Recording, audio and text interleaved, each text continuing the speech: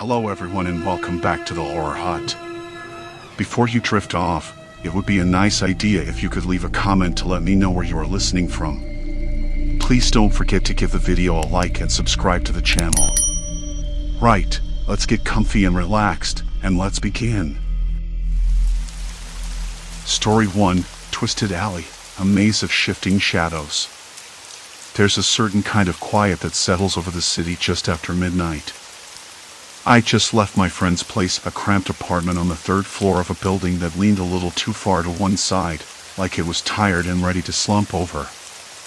We'd spent the evening talking about nothing important, the kind of chatter that circles back on itself until you're not sure what you started with. When I stepped outside, the street was slick with a thin sheen of moisture, and the lamps cast long, crooked shadows that made everything look a little off-kilter. I pulled my jacket tighter and started walking. The route I usually took was straightforward, a series of blocks I could navigate blindfolded. But that night, on a whim, I turned down a side street I'd never paid much attention to before. It was narrower than the others, squeezed between two aging brick buildings whose windows were dark and shuttered. No sign, no nameplate, just that odd sense that I was stepping into someplace forgotten. The pavement here was cracked, uneven, like it hadn't been fixed in years. There was a faint smell of rot and wet plaster, and I could hear the distant drip of water somewhere beneath the stones. I remember thinking, I shouldn't be here. But curiosity had a hold on me, that low hum just beneath the surface of common sense. I took another step and the alley seemed to close in, the walls leaning closer, the shadows deepening. The light didn't come from above anymore, but from somewhere sideways, weak and flickering. A single bulb hanging from a wire sputtered, casting a sickly yellow glow that made the grime on the bricks look wet and alive. The further I went, the more the alley felt like it was shifting around me. I swore the pavement wasn't flat, it dipped and rose in impossible ways, like a path being pulled and stretched beneath my feet. The walls didn't run straight either. They warped, bending in strange angles that turned my sense of direction inside out. I stopped, trying to get my bearings, but the city I knew was fading behind me. The alley was no longer a simple shortcut, it was a maze that didn't exist on any map I'd ever seen. A sound caught my ear, a soft scrape, like nails or maybe a branch brushing against stone. I froze. My breath came out in little puffs, visible in the cold air. I listened. Nothing. Then it came again, closer this time, but still faint. I told myself it was probably the wind or a stray cat, but something about the timing didn't sit right. The alley was too narrow for a breeze to make that kind of noise. It was deliberate. I pressed my back against the wall, the rough plaster biting through my jacket sleeve. My hands trembled, not from the cold but from a sudden surge of unease that crept up my spine. I tried to dismiss it, rationalize it, but the instinct was loud and insistent. Someone else was here. Or something else. I called out, voice low and uncertain. Hello? Is someone there? The sound echoed oddly, stretched and distorted by the warped walls. No answer. Just the faint drip of water and the distant rumble of the city beyond. I started walking again, slower now, eyes darting to every shadow, every flicker of movement. The alley seemed endless, stretching farther than it should. I thought I caught glimpses of shapes, figures, maybe just at the edge of my vision. But when I turned, nothing was there. My pulse quickened, a dull ache settling behind my ribs. The smell changed, too. The rot gave way to something metallic, sharp, and cold like blood or oil. I gagged, the scent thick and overpowering. I wanted to turn back, but the path behind me had shifted, the entrance swallowed by darkness and twisted brick. It was as if the city had decided to trap me, folding itself in on its own broken bones. I tried to pull out my phone, hands fumbling, but the screen flickered and died. No signal. No light. just the black silence of something ancient and unwelcoming. I swallowed hard, tasting bitter fear in the back of my throat. "Okay," I muttered, voice barely a whisper. "Okay. Calm down." But my feet wouldn't answer. The alley had me, and I was starting to wonder if I'd ever been anywhere else at all. A sudden noise shattered the quiet, a low, deliberate laugh, rough and dry, coming from somewhere just beyond the bend. It wasn't human, exactly, more a broken sound from a throat unused to kindness. The laughter stopped as abruptly as it began, leaving a ringing silence that filled my ears. My skin crawled. I wanted to run, but every instinct told me to stay still, not to make a sound. I pressed my ear to the wall, feeling the vibrations through the bricks, trying to discern any hint of movement. My mind raced through every horrible possibility, each one worse than the last. I don't know how long I stood there, paralyzed by the strange geometry of the alley and the weight of that unseen presence. The city outside was a ghost, the familiar replaced by something alien and cruel. I thought about turning back again, but the way I'd come was gone, swallowed up by the shifting walls and warped pavement. Then the smell hit me again, sharp and metallic, followed by the faintest whisper, a breath against my ear that wasn't my own. I spun around, heart pounding, but the alley was empty. Or at least, it looked empty. The city had swallowed me whole. The alley didn't let me go. I wasn't sure how long I'd been standing there, but the silence was heavier now, like the city itself was holding its breath. The wall seemed to lean closer, narrowing the space until I felt trapped in a cage made of brick and shadow. I pressed my back against the cold, rough plaster, fingers tracing the uneven surface, trying to anchor myself. The texture was familiar, but the way the walls warped and creaked was anything but. There was a faint scrape, a soft, deliberate noise from deeper in the alley. I froze. It wasn't the scurrying of rats or the distant clatter of the city's restless machinery. No, this was deliberate. Something or someone moving just out of sight. I tilted my head, straining to catch any other sound. A slow drip echoed somewhere far off, like water leaking through cracked pipes. The air was thick with moisture and something else, something metallic again, almost coppery. "Hello?" My voice cracked, more than I expected, bouncing unevenly off the shifting walls. The sound didn't seem to belong here, an intrusion into the unnatural silence. I waited, breath held tight, but no answer came, only the distant, rhythmic tapping of shoes against pavement, growing clearer, then fading like a mirage. I shouldn't have been here. I knew that. But turning back felt impossible. The path I'd taken had disappeared, swallowed by the alley's impossible geometry. It was as if the city was folding in on itself, erasing the world I thought I knew. I glanced down there, half buried in a puddle, was a crumpled scrap of paper. I stepped forward, careful not to slip on the wet stones, and picked it up. The paper was damp, edges curling, ink smudged but still legible in parts.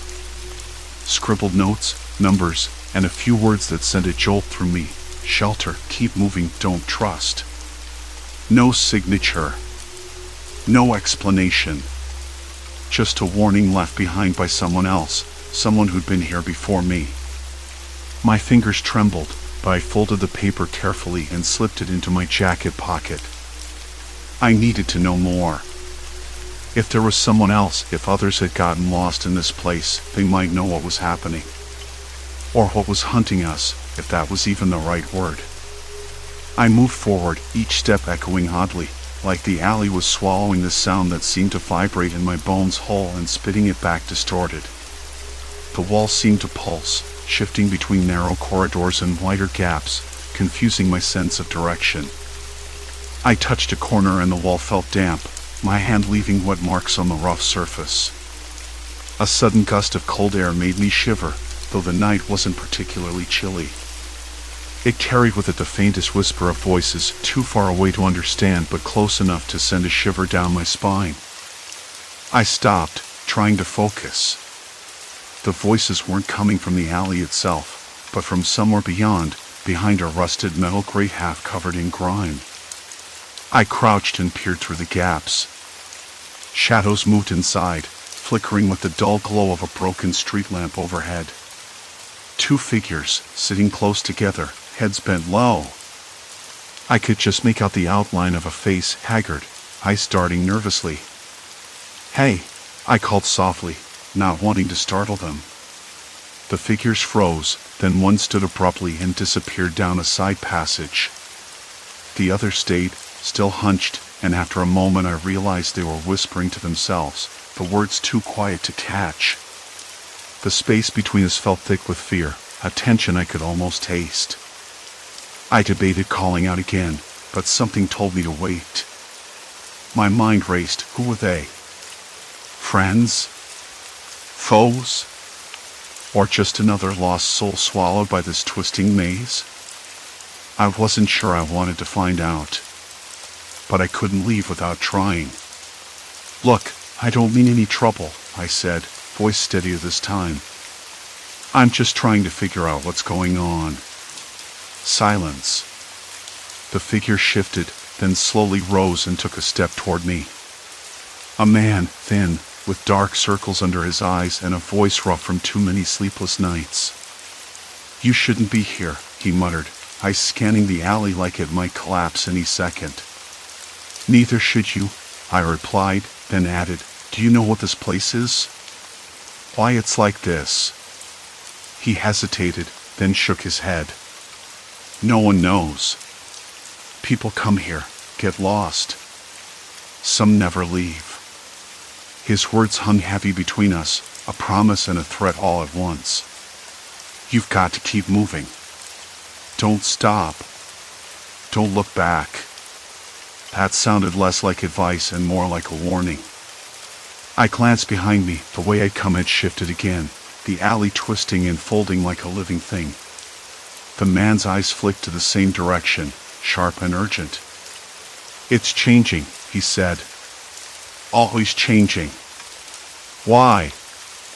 I asked, voice barely a whisper. He shrugged, but the tension in his jaw said he didn't have an answer. "Maybe the city's falling apart. Maybe it's just the night playing tricks. But it's dangerous. People get scared. They make mistakes. And sometimes, it's not just the city you have to worry about." My stomach tightened. "What do you mean?" He looked over his shoulder, then leaned in close, voice low and urgent. "There's others. People who want to keep this place hidden. Who don't like strangers poking around. They watch. They wait. You don't want to run into them." I swallowed hard. That explained the laughter from before, the sudden silence, the breath against my ear. Not ghosts. People. Watching. "Can you help me?" I asked. "Get out." He hesitated, then nodded. "Maybe. But you have to trust me." Before I could answer, a low rumble vibrated through the ground, subtle but unmistakable. The walls trembled, dust falling in tiny showers from the cracked plaster. The man cursed under his breath. "That's not good." I looked up. The alley seemed to be narrowing, the pavement buckling beneath us as if the city itself was collapsing inward. The metallic smell grew stronger, sharper, almost suffocating. My chest tightened, breath shallow. "We have to move." "Now," he said, grabbing my arm. His grip was firm but not unkind. "If this place caves in, we don't stand a chance." The urgency in his voice jolted me out of my stupor. I nodded, heart hammering as we stepped forward together, the walls closing in like the city was swallowing us whole. The narrow alley twisted again, pavement rising and falling beneath our feet until I couldn't tell if we were climbing or falling. And through it all, the sound of footsteps echoed behind us, slow, deliberate, and getting closer. I glanced over my shoulder. The alley was empty. Or at least, it looked empty. But I knew better. The footsteps kept coming. The man's grip on my arm was firm but quiet now, like he was trying to keep me grounded without making a fuss. "We're past the point of no return," he said, voice low, almost resigned. "If we turn back, we'll be trapped between collapsing walls and whatever's out there." His words sank in like ice water. I wanted to argue, to say that surely there had to be a way out, but the alley itself seemed to pulse underfoot, the cracked plaster flaking away in small showers. I could taste the metallic bite in the air, sharp and acrid, like rust mixed with burnt wires. It filled my mouth, clinging to my tongue. The man, he hadn't told me his name yet, and I wasn't sure if I wanted to ask. Maybe knowing would make it more real. But real or not, he seemed to know this place better than anyone. "How do you know there's no way back?" I asked, voice cracking. He hesitated. "Because I've been here before. Not this exact spot, maybe, but these walls, they don't just shift.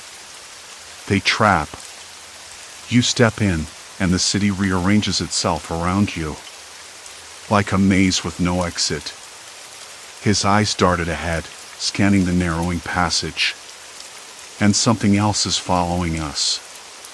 The words hit me harder than the creeping panic twisting my stomach. Something human, then.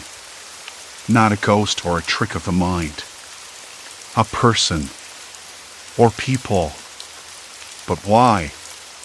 And how did they know we were here? I swallowed, trying to steady my breathing.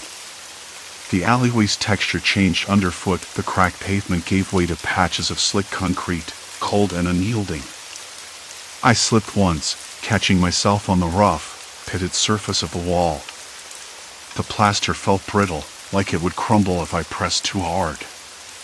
And the smell of metal, sweat, something else I couldn't place, sharp and sour, like old garbage left too long in the heat.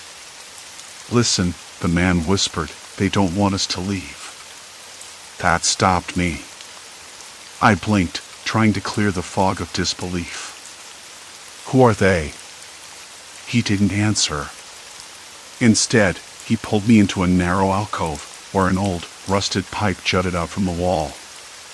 The space was cramped, and the air tasted stale, thick with the scent of damp concrete and something vaguely chemical.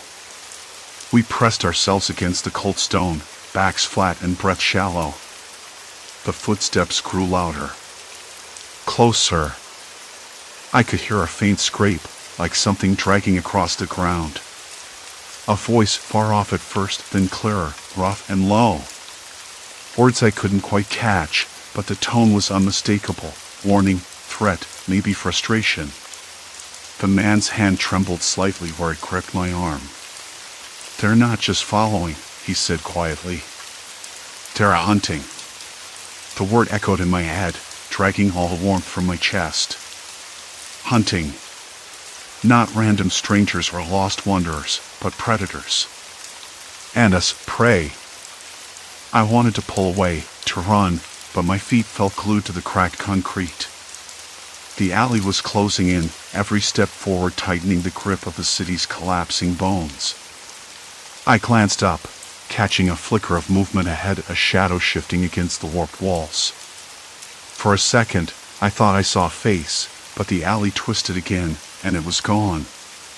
The man leaned close, voice barely audible. "There's something else you need to know," he said. "This alley, it's not just a place. It's a trap. Designed to confuse, to disorient. The city's old infrastructure is crumbling, and whoever put this here knows how to use that." I blinked, trying to process. Designed? By who? His eyes darkened. Not who. What? It's the city itself, or rather, the people controlling it. The ones who want to keep us here, keep us lost. I shook my head. It sounded insane, like something out of a conspiracy theory. But the evidence was all around us. The shifting walls, the warped pavement, the metallic tang in the air. The footsteps behind us. The man's steady grip. We're not just trapped by the city's decay, he continued. We're trapped by the people who've turned it into a prison. They know the alley isn't on any map. They know who tries to slip through. And they're coming. I swallowed hard. The alley had shifted again. The pavement dipped sharply, forcing me to crouch low, scraping my palms against the gritty surface. The walls seemed to lean inward, narrowing until the space felt like a tunnel, suffocating and claustrophobic. My breath hitched, and I fought the rising panic. I don't understand, I said, voice trembling. Why? Why trap people here? He looked away, jaw tight. Power. Control. Fear. They want to keep certain things hidden, and anyone who stumbles onto those things, well, they disappear. The footsteps stopped. Silence. Complete silence. I held my breath, ears straining. Then, a voice, a man's, calm but cold, cut through the stillness. You shouldn't be here. Neither of us moved. The voice came from just around the bend, close enough that I could hear the faint scrape of fabric against cracked concrete. The man beside me tightened his grip on my arm. We have to keep moving, he whispered. Now. I nodded, swallowing the lump in my throat. We slipped out of the alcove, stepping carefully over the uneven pavement. The alley twisted again, the walls breathing in and out like some ancient lung. I rubbed my arms, the chill crawling beneath my skin. Wait, I said suddenly. If they're watching us, if they know where we are, how are we supposed to get out? He didn't answer right away. Then, quietly, we don't. The words hit me like a punch. No escape. No turning back. Just forward, deeper into the maze. A sharp metallic clang echoed somewhere behind us. The footsteps resumed, heavier, more urgent. I swallowed the rising bile in my mouth and forced my legs to move. One step, then another, the city's collapsing infrastructure twisting and folding around us until I couldn't tell if we were walking forward or falling backward. And somewhere in the darkness, the hunter waited. Still processing what happened, the footsteps behind us didn't slow. We don't, he said. No trace of hope in his voice. Just that cold finality. I wanted to argue, to scream, to force him to tell me there was a way out, but the sound of the heavy steps behind us had that effect of squeezing the air, cold and heavy with silence from my chest. I swallowed hard. My mouth tasted like dust and bitter metal.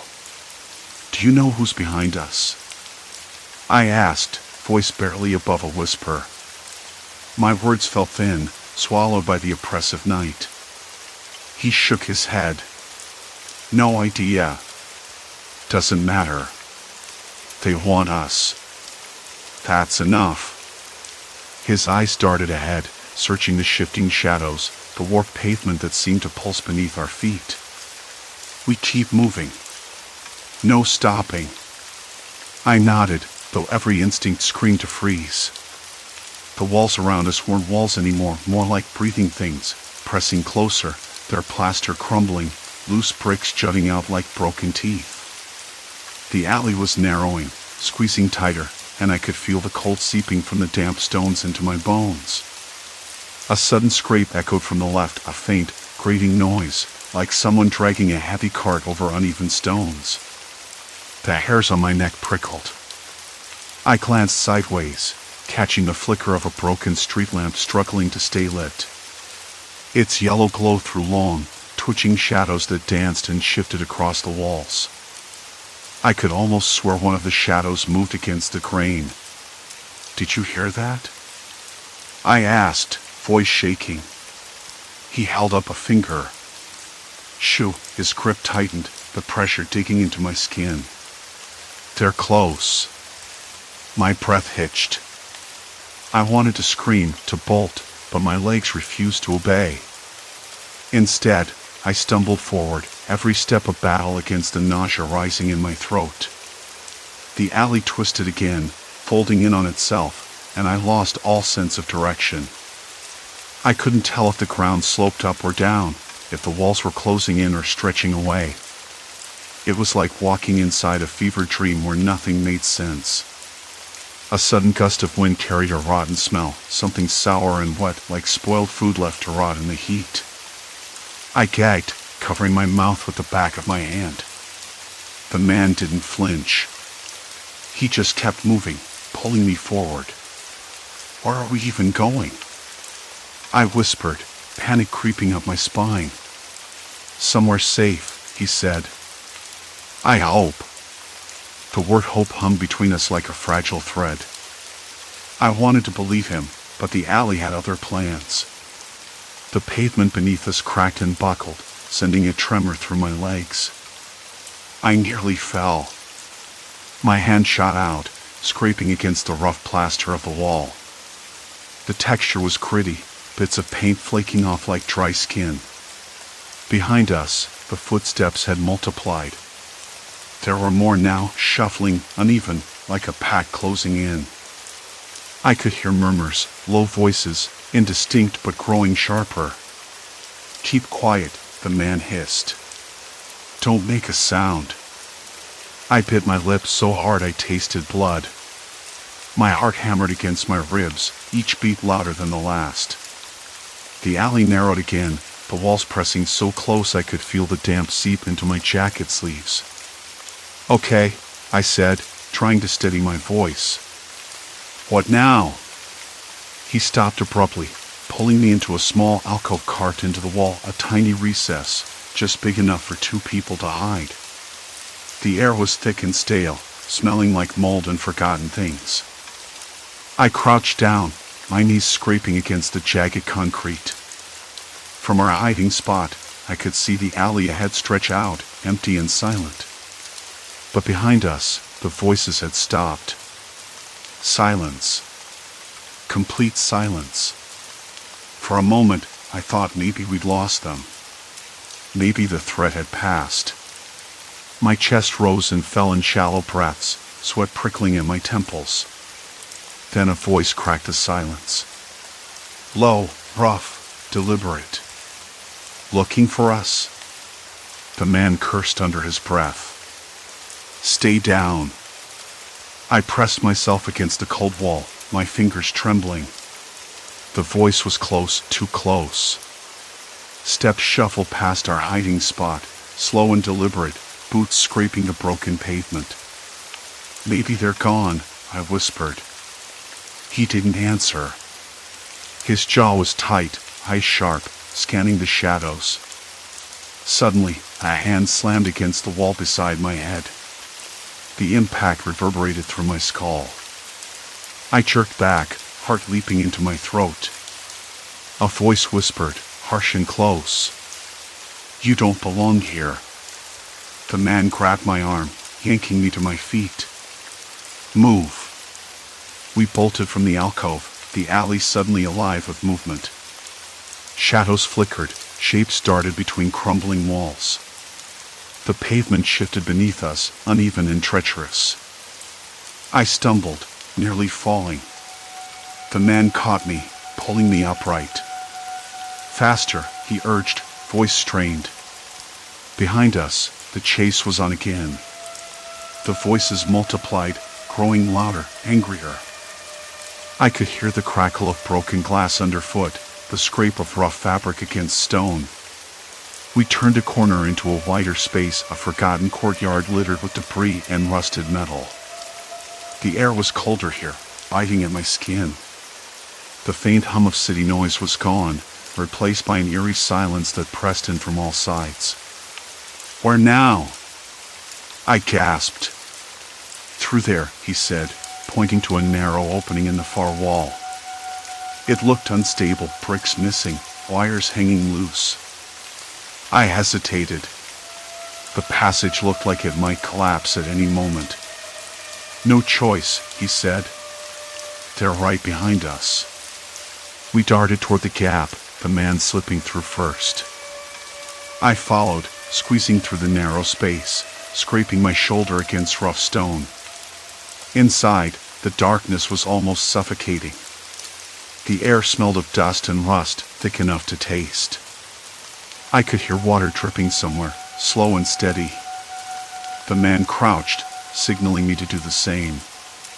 I pressed my back against the cold wall, heart hammering, ears straining. Did they see us? I asked. He shook his head, barely breathing. We waited. The silence stretched, broken only by the distant drip of water and the faint echo of footsteps fading away. Relief was brief. The man's eyes narrowed. We're not safe yet. Not even close.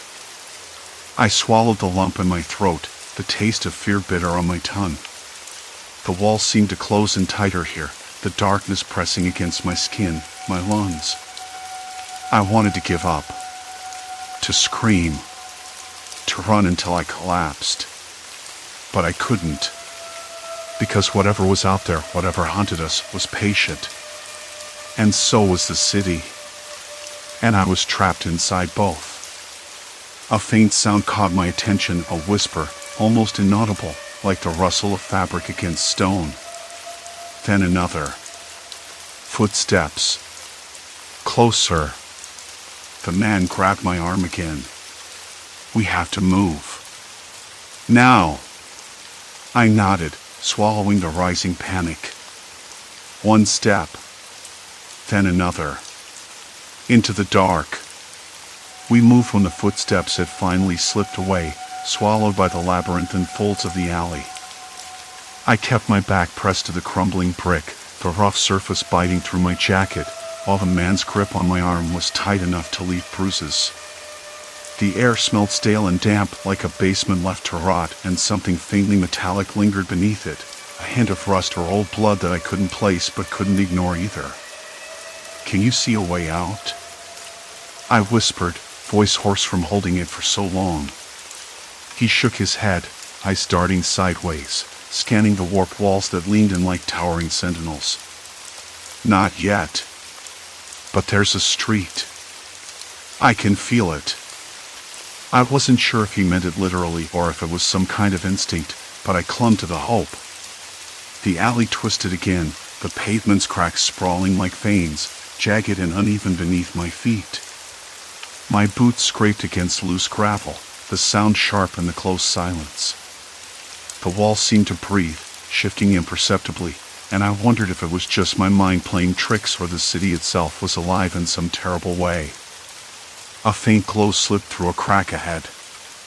A flickering fluorescent bulb, hanging by a single wire, cast a sickly yellow light that buzzed like an angry insect. I squinted, trying to make out shapes beyond the dim patch. Stay close, the man said, voice low and steady. We edged forward, shadows stretching and collapsing around us. Then I heard it again, a whisper, or maybe a scrape. My pulse hit my throat. I froze. Did you hear that? I asked, barely moving my lips. He nodded, his jaw tight. They're close, but not coming this way. I wanted to believe him, but the weight of the unknown pressed down. The city had swallowed us whole, and its hunger was patient. The light flickered violently, then went out. Darkness swallowed us for a heartbeat, and then the bulb sparked back to life, revealing a figure crouched near the far end of the alley. I gasped, heart seizing. The man beside me tightened his grip, pulling me back into the shadows. The figure shifted, then disappeared around a corner. Someone's here, I said, voice shaky. Not them. Someone else. The man exhaled slowly. This place attracts all kinds. The desperate, the lost. I swallowed hard, the bitter taste of fear mixing with the lingering metallic scent. The city wasn't just collapsing, it was rotting from the inside, a wound festering beneath the surface. We pressed on, the walls narrowing until I thought I might scrape my shoulders raw. The pavement gave way to loose cobblestones, slick with moss and something slimy. My shoes slipped. I caught myself on the wall, the rough plaster cold and crumbly under my fingers. Almost there, the man muttered. I can see the end. But the alley stretched on, longer than it should have been. I lost track of time. Minutes or hours, perhaps. The city had twisted reality into a maze where distance was meaningless and direction a lie. I wanted to scream, to demand answers, but my voice caught in my throat. The man stopped suddenly, stepping back into a small alcove. Wait, he hissed. I followed, pressing against the wall, my breath shallow. A group of figures passed by, their footsteps uneven, voices low and urgent. Did you bring it? One voice asked. A pause. Yeah, but it's not enough. The words sent a cold shiver down my spine. Not enough what? What were they trading, bargaining for in this broken place? I glanced at the man. His face was pale, eyes sharp with something like regret. They're scavengers, he whispered. Trading scraps, favors. It's a system. A twisted economy of desperation. I wanted to ask more, but the figures were gone. The alley was silent again, save for the distant hum of city life far beyond this hidden wound. We moved quickly toward the light spilling from a cracked doorway. Fresh air hit me like a slap, cool, sharp, alive. I stumbled out onto a narrow street I recognized, the hum of traffic a distant comfort. I turned to the man. What now? He looked back at the alley, shadows still curling at its entrance. We leave it behind. For now.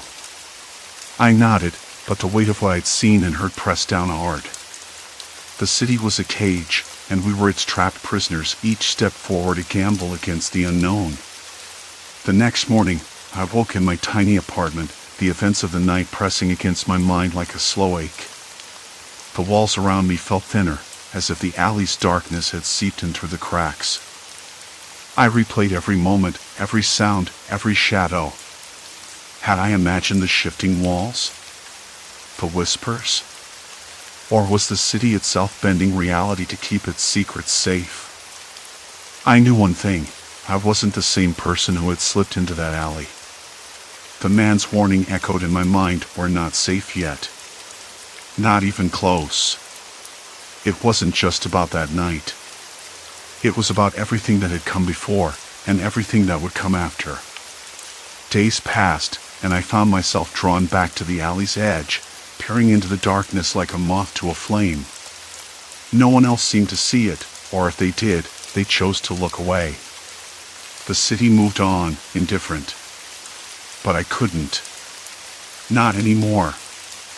I started mapping the area, marking the streets, the dead ends, the places where the walls seemed to lean in too close.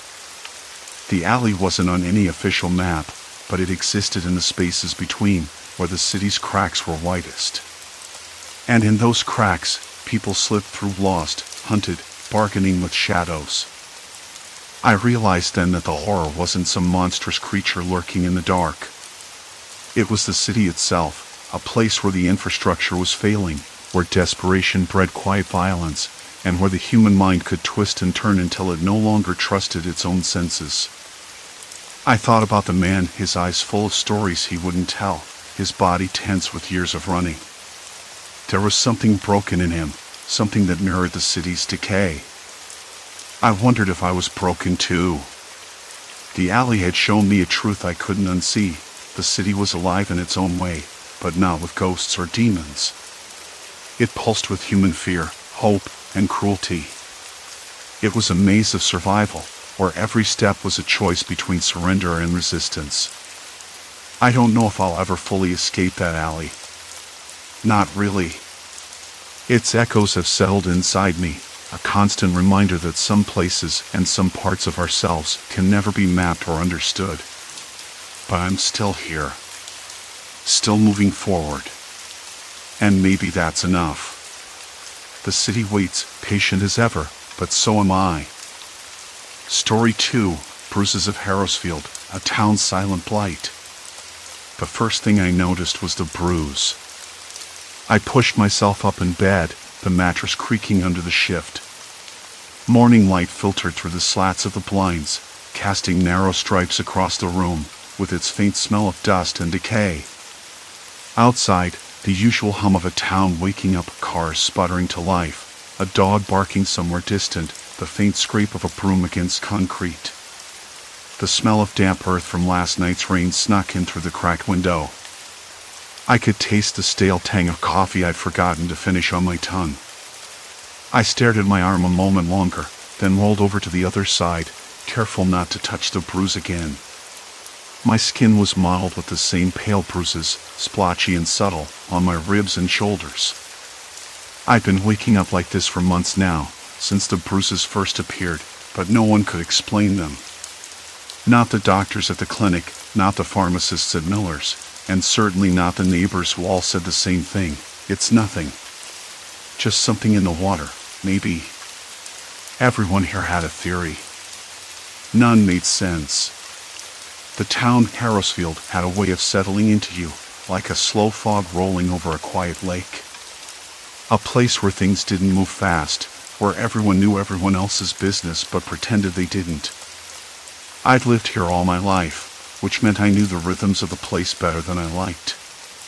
The creak of the old mill wheel turning in the river, the early morning whistle of the freight train passing on the outskirts, the soft chatter at the diner where the regulars gathered every weekday morning. But lately, those rhythms felt off. Like a song played just slightly out of tune. I pulled on a sweater and shuffled into the kitchen, the cold linoleum tiles sending a shiver up my spine. My hands trembled a little as I poured water into the kettle, the metal clinking softly against the glass. The bruises itched faintly beneath the fabric, and I scratched at my arm without really thinking. It was an itch I couldn't quite reach, a discomfort that wasn't quite physical. I glanced out the window, watching the street start to fill with neighbors and their kids, all going about their routines. Mrs. Barlow's cat slinked past the fence, its fur matted and dirty. Mr. Jenkins was already out checking his mailbox, his gait slow, almost hesitant. Everyone looked normal enough. Normal, except for the bruises. The kettle clicked off, and I poured the hot water into my mug. The smell of herbal tea filled the air, a faint bitterness on my tongue when I took the first sip. I was halfway through when I heard the knock at the door, 3 quick raps, urgent but not frantic. I frowned. Visitors were rare this early. Usually, it was the mail carrier or maybe the paper boy, but neither came knocking like this. I set the mug down carefully, the warmth seeping through my fingers, and opened the door a crack. It was Tom, my next-door neighbor, his face pale and drawn. He looked like he hadn't slept, and there was a weird tension in the way he shifted from foot to foot. "Hey," he said quietly. Did you see this?" He held out his arm, and I blinked. There, sprawling along his forearm, was the same bruise pattern I'd seen on myself this morning. "Yeah," I said, stepping outside. The morning air was crisp, carrying the scent of wet grass and something faintly metallic. "Me too. Every day." He nodded, rubbing the back of his neck. "It's getting worse. I mean, look at it. It's not just bruises anymore, they're bigger, and some people are saying they feel sore for days." His voice dropped. "I heard from Linda at the clinic that the health screenings last week found nothing wrong with anyone. Nothing." I squinted, trying to read his face. There was something else there, something he wasn't saying. Maybe afraid to say. The town had held those health screenings every year for as long as I could remember. Free checkups disguised as community care, usually held in the old town hall. I'd been to a few myself, mostly to get the yearly flu shot or check my blood pressure. Nothing ever seemed out of the ordinary, But the bruises, well, they didn't show up in the results. Have you talked to anyone else? I asked, keeping my voice low. The street was quiet, save for the distant bark and the rustle of leaves. Tom shook his head. No one wants to talk about it. You know how it is. Everyone's scared or just pretending it's nothing. Like if we say it out loud, it'll get worse. I nodded slowly, feeling the same knot twisting tighter in my gut. The silence was heavy, almost suffocating. We both glanced toward the end of the block where the clinic's old brick building sat, its windows dark and uninviting in the morning fog. Maybe it's just some weird allergy or environmental thing, I said, but the words felt hollow. I didn't believe them. Not really. Tom looked back at me, eyes sharp now. Do you remember what they said about the screenings the first time? Before I was born? When this whole thing started? I hesitated. The stories were half remembered, buried beneath layers of whispered rumors and official denials. Something about an experiment, a community health initiative that had never been fully explained. The older folks called it just a misunderstanding, but the bruise patterns. I shivered, though the morning was warm enough. I don't know. Maybe it's time to find out. Tom nodded, glancing nervously over his shoulder. Before it's too late. The sun climbed higher, casting long shadows across the cracked pavement. The town seemed to hold its breath, waiting. I felt it too, the weight of something just beneath the surface, something that had been there all along but was only now beginning to show its edges. And as I looked down at my arm once more, the bruise felt colder than before, like a warning carved into my skin. Something was wrong in Harrowsfield. I just hadn't figured out what yet. But I knew I had to try. Before the next morning, before the next bruise. Because if I didn't, I might not wake up at all. The next morning, the bruise was there again. I thought about Tom's words from last night. Before it's too late. It echoed in my head, sharper with the rising sun. I didn't know what too late looked like, but the bruise was a countdown. Every morning, a new mark. Everyone in Harrowsfield woke up like this. That couldn't be normal. Dragging myself out of bed, I caught my reflection in the cracked mirror by the door.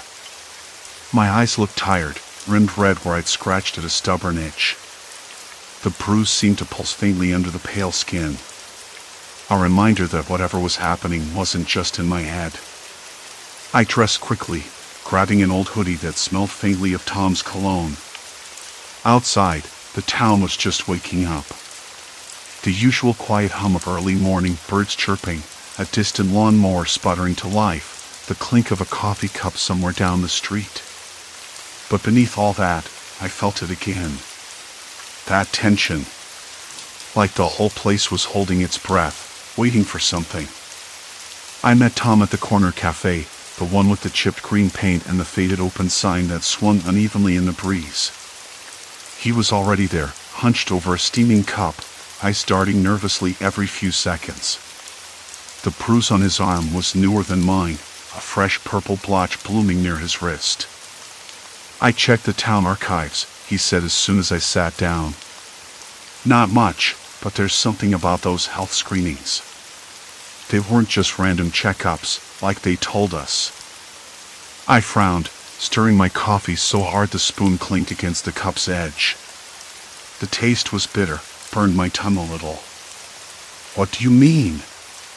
Like experiments? Tom nodded, lowering his voice. Exactly. They called it a longitudinal study meant to track health trends over decades. But the old records mentioned controlled exposure and physiological response monitoring. It sounds clinical, but it's vague, almost like they were hiding something. I swallowed hard, suddenly aware of how dry my mouth had become. The cafe felt smaller, the walls closing in with the weight of unspoken truths. Have you talked to Mrs. Delaney? The one who's been around since before the screening started? I asked, leaning forward. Tom shook his head. Not yet. She's careful. You know how she is. I did. Mrs. Delaney was the kind of woman who kept secrets like a fortress. Her garden was immaculate, her smiles polite but guarded. If anyone knew anything, it would be her. But approaching her meant stepping into a minefield of half-truths and old loyalties. Maybe we should start with the people who still remember before they get too old or too scared to talk, I said, my voice barely above a whisper. Tom glanced around the cafe, then back at me. You really think they're scared? I nodded slowly. They have to be. Why else would no one mention the Bruises? Why would the town pretend it's nothing? Our conversation broke off as the door jingled and a couple of townsfolk stepped inside. Faces I recognized from the grocery store, the post office. None of them looked at us twice, but their eyes flicked with something I couldn't place. Suspicion? Fear? Or just exhaustion? Later, I found myself walking down Main Street, the sun higher now but the shadows still long and stretched. The rough plaster of the old brick buildings felt gritty under my fingertips as I paused outside the community center. That's where some of the screenings had taken place, decades ago, according to the records. The doors were locked, but the faded sign still hung crooked. Harrowsfield Community Health Initiative. I traced the letters with my finger, the paint peeling like dried skin. A sudden chill ran down my spine. Not from the morning air, which was warm enough, but from something deeper. The sense that I was being watched. I turned sharply, heart tightening. Only an empty street. A dog barked somewhere far off, sharp and distant. I swallowed, the dry bitterness rising again, and pulled my hoodie tighter around me. Back home, I spread out the papers Tom had printed, old newsletters, meeting minutes, grainy photographs of town hall gatherings from the 1970s. Faces I recognized, smiling for the camera, oblivious. Or maybe they weren't. Maybe they were just better at hiding it. One photo caught my eye. A group of older men and women standing in front of the community center, each holding what looked like a clipboard. The caption mentioned a health screening day. But something was off. On closer look, a few of the people had bruises, faint but unmistakable, on their arms and necks. The same pattern. My fingers trembled as I traced the outline of a bruise on one woman's wrist. Why hadn't I seen it before? Why had no one else? The phone rang, slicing through the quiet room. I jumped, heart pounding. It was Tom. I found something else, he said, voice low, urgent. There's a file in the library archives, Project Harrowsfield. It's restricted, but the librarian might help if we play it right. I glanced around nervously. The bruise throbbed again, sharp this time. We need to be careful, I whispered, more to myself than to Tom. If this is bigger than we thought, we're stirring up something that doesn't want to be found. He agreed. Meet me at the library tonight. After closing, we'll see what we can pull. I hung up and sat back, the room suddenly feeling colder. The weight on my arm was heavier, a physical ache that spread like a shadow across my skin. Outside, the wind picked up, rattling the window pane with an urgent rhythm. Something was coming. Something we hadn't seen yet. And if we weren't careful, it would be the last thing we did. The library's back door creaked under my tentative push, a sound so loud it startled even the night. Did you bring anything? I whispered, my voice catching on the cold air. He nodded, pulling a small USB drive from his pocket. I copied what I could. The folder's labeled Project Harrowsfield. Sounds like some government thing from the 60s or 70s. He glanced over his shoulder, eyes sharp. "We're not supposed to be here, but I thought you'd want to see it first." I nodded, already moving toward the old computer tucked away in a corner, its screen stained with fingerprints and a faint haze of grease. The hum of the machine filled the silence as I inserted the drive. A file list popped up, but most were encrypted or corrupted. One document, however, opened smoothly, a report titled Community Health Screening Protocols. I scanned the first few lines, the words twisting my stomach tighter with every sentence. "It's not just health screenings," I murmured. "They tested us. On purpose." Tom leaned in, his breath warm against my ear. "What do you mean?" "They used the screenings to inject something. Chemicals, maybe. That's why we all wake up with bruises, internal damage from the injections, or reactions to whatever they put in us. The bruises weren't random at all." The air thickened between us. A distant dog barked once, sharp and anxious, then silence swallowed the sound. I rubbed my arm where the bruise pulsed like a small heartbeat beneath my skin. "Why would they do that?" Tom asked, voice low, almost breaking. I shook my head. Control. Experimentation. Whatever it wasn't for our benefit. Not really. A sudden noise made us both freeze, a faint scraping, like nails on wood, coming from somewhere deeper in the stacks. My muscles tensed, every instinct screaming to run. But the truth was now a trap. Turning back meant walking away from everything I'd uncovered, pretending ignorance again. I couldn't do that. "We need to keep going," I said, swallowing the lump in my throat. "Find out who's behind this." Tom nodded, but the dim light that cast long, dancing shadows in his eyes was fragile, like a candle struggling against the wind. I pulled up another file on the screen, the text grainy but legible. It detailed names, scientists, doctors, town officials, all linked to the project. And then, the part that made my hands tremble, the last entry was dated just a few months ago. Recent. Active. "They're still doing this," I whispered. Tom's jaw tightened. "No wonder no one talks about those screenings. It's all a front." We dug through more documents, each one revealing layers of deceit. The town's health screenings were fronts for involuntary testing, and the bruises? Side effects of the substances injected under the guise of health monitoring. Worse, the files hinted at a secret facility beneath the old community center. The reality settled over me like a winter chill. We weren't just victims of a strange ailment. We were subjects in a continuing experiment, trapped by the very people we trusted.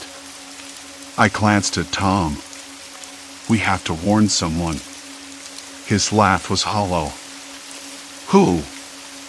"Everyone's involved, or too scared to believe it. And if they're watching, we'll disappear before dawn." The bruise on my arm flared sharply. I clenched my fist against the desk, nails biting into skin. The pain was no longer just physical, it was a warning. "We can't leave," I said, voice barely above a whisper. "Not now. Not without proof." The library's ancient clock chimed midnight. Outside, a cold wind rattled the windows, carrying with it the distant, faint hum of a generator, possibly from the community center. A reminder that whatever was happening was close. Too close. I felt the bruise spread, a dark bloom beneath my skin, and in that moment, I knew my life had changed forever. There was no turning back. Not when the rot ran this deep. A sudden flash of footsteps echoed down the hall. We froze. The door handle rattled. Someone else was here. Someone who didn't want us to know the truth. The light flickered and died, plunging us into darkness. The silence that followed was suffocating, broken only by our ragged breaths and the distant, uneven thuds of footsteps retreating. I waited, every muscle taut, straining to catch any hint of movement beyond the door.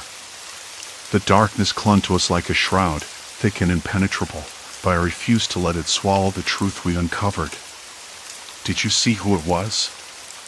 I whispered, voice barely audible, yet sharp with urgency. "No," came the reply, breathless and cautious. "But whoever it was, they didn't want us here." My fingers brushed against the cold metal of the flashlight in my pocket. It was a small comfort, a sliver of control in a moment that felt increasingly uncontrollable. I clicked it on, the beam slicing through the blackness, illuminating the cramped hallway with a pale halo. The door creaked slightly, as if testing its own strength against an unseen force. I edged forward, every step measured, heart hammering against my ribs like a warning drum. The walls, once familiar and mundane, now seemed alien, stained with shadows and secrets. A faint scent hung in the air, something sharp, metallic. Blood? I swallowed hard. The bruise on my arm throbbed in time with my pulse, a cruel reminder of the price we might pay for digging too deep. "We need to move," I said softly, eyes scanning for any sign of escape routes or hidden passages. "Before they come back." A distant siren wailed, its mournful cry weaving through the claustrophobic corridors. The world outside was unraveling, and here we were, trapped in the eye of the storm. As I led the way, every nerve screamed to run, but I forced myself to stay steady. Because running wasn't enough anymore. Not when the riot spread so far, not when the darkness was waiting, patient and relentless, just beyond the light. The door groaned again as I pushed it open wider, the hinges scraping against the cold plaster like fingernails on a chalkboard.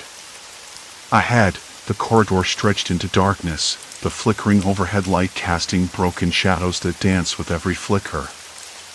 I swallowed hard. "We need to move," I repeated, voice barely a whisper. My breath came shallow, uneven, as if the air itself was conspiring against me. The silence that followed wasn't empty. It was full, thick with waiting. Footsteps echoed behind me, slow and deliberate. I didn't turn. I knew it wasn't anyone I trusted. I could hear the scrape of shoes on concrete, the faint rustle of fabric. My pulse spasmed. I wanted to run, but my legs felt leaden, trapped beneath the weight of the unknown. "Stop." The voice was low, controlled, but there was an edge, sharp and cold like broken glass. It sliced through the silence, and I flinched. "You shouldn't be here." The words weren't a question. They were a warning. In that moment, the hallway seemed to shrink, the walls closing in with a suffocating pressure. I could taste the dust, gritty and dry against my tongue. My fingers scraped along the rough plaster, searching for something, anything, to steady myself. The flickering light buzzed, its stutter matching the erratic beat of my heart. "Why?" I managed, voice cracking. "Why do we all wake up like this? The bruises, the pain, what is this place?" No answer. Just the echo of my own voice bouncing back at me. The footsteps drew closer, deliberate, measured. I backed up slowly, the cold floor numb beneath my shoes. My mind raced, grasping for memories, for clues. The old pamphlet I found, the community health screenings that never made sense, the strange nods and half-smiles from the town's officials. It all pointed here, to this place, to whatever this was. A hand shot out, grabbing my wrist with an iron grip. The skin turned white under the pressure, sharp pain flaring where the bruise had first appeared. I bit down on my lip, tasting blood. The person who held me didn't say a word, just pulled me forward, deeper into the maze of shadowed halls. We entered a room that smelled of bleach and old paper. A single desk sat under a bare bulb, cluttered with yellowed files and a flickering computer screen. The air was stale, heavy with neglect. The person released my wrist, stepping back into the shadows. "Look," they said, voice low enough to be almost a whisper. "You don't understand what you're dealing with. This isn't about health screenings or accidents. It's something else. Something bigger." I scanned the files, the typed letters blurring together. Names, dates, notes about experiments, behavioral tests, chemical trials, something called Protocol 27. The words made my stomach twist. The bruises. The collective silence. The waking up with the same marks. It wasn't random. It was control. "Why?" I asked again, voice barely steady. "Why us? Why this town?" The figure didn't answer. Instead, they moved toward the door, glancing back with a look I couldn't read. "They're watching.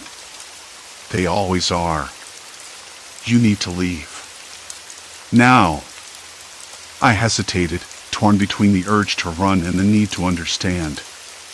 My fingers brushed over the edge of a file, the paper rough and fragile beneath my skin. The words inside could change everything. Yet, stepping outside meant facing the unknown, whatever force had been shaping this town for decades. Outside, the distant siren wept through the night, a mournful sound that carried on the cold wind. I swallowed hard and nodded. "I'm coming." The door shut behind us with a finality that echoed in my chest. The darkness outside was no less threatening than the shadows within. But now, I was part of it. Part of the secret that had bound us all. And there was no turning back. The streetlights flickered erratically, casting fractured halos on the cracked pavement. Every step I took felt heavier, as if the weight of unseen eyes pressed down on my shoulders. The town's silence was punctuated only by the distant, intermittent wail of that siren, a sound that seemed both a warning and a lament. I tightened my coat against the chill, the fabric doing little to shield me from the unease crawling along my spine. Ahead, a faint glow seeped from a narrow alley, the only beacon in an otherwise suffocating gloom. My companion's footsteps were steady beside me, a reminder that I was now alone, yet the sense of isolation clung stubbornly to my thoughts.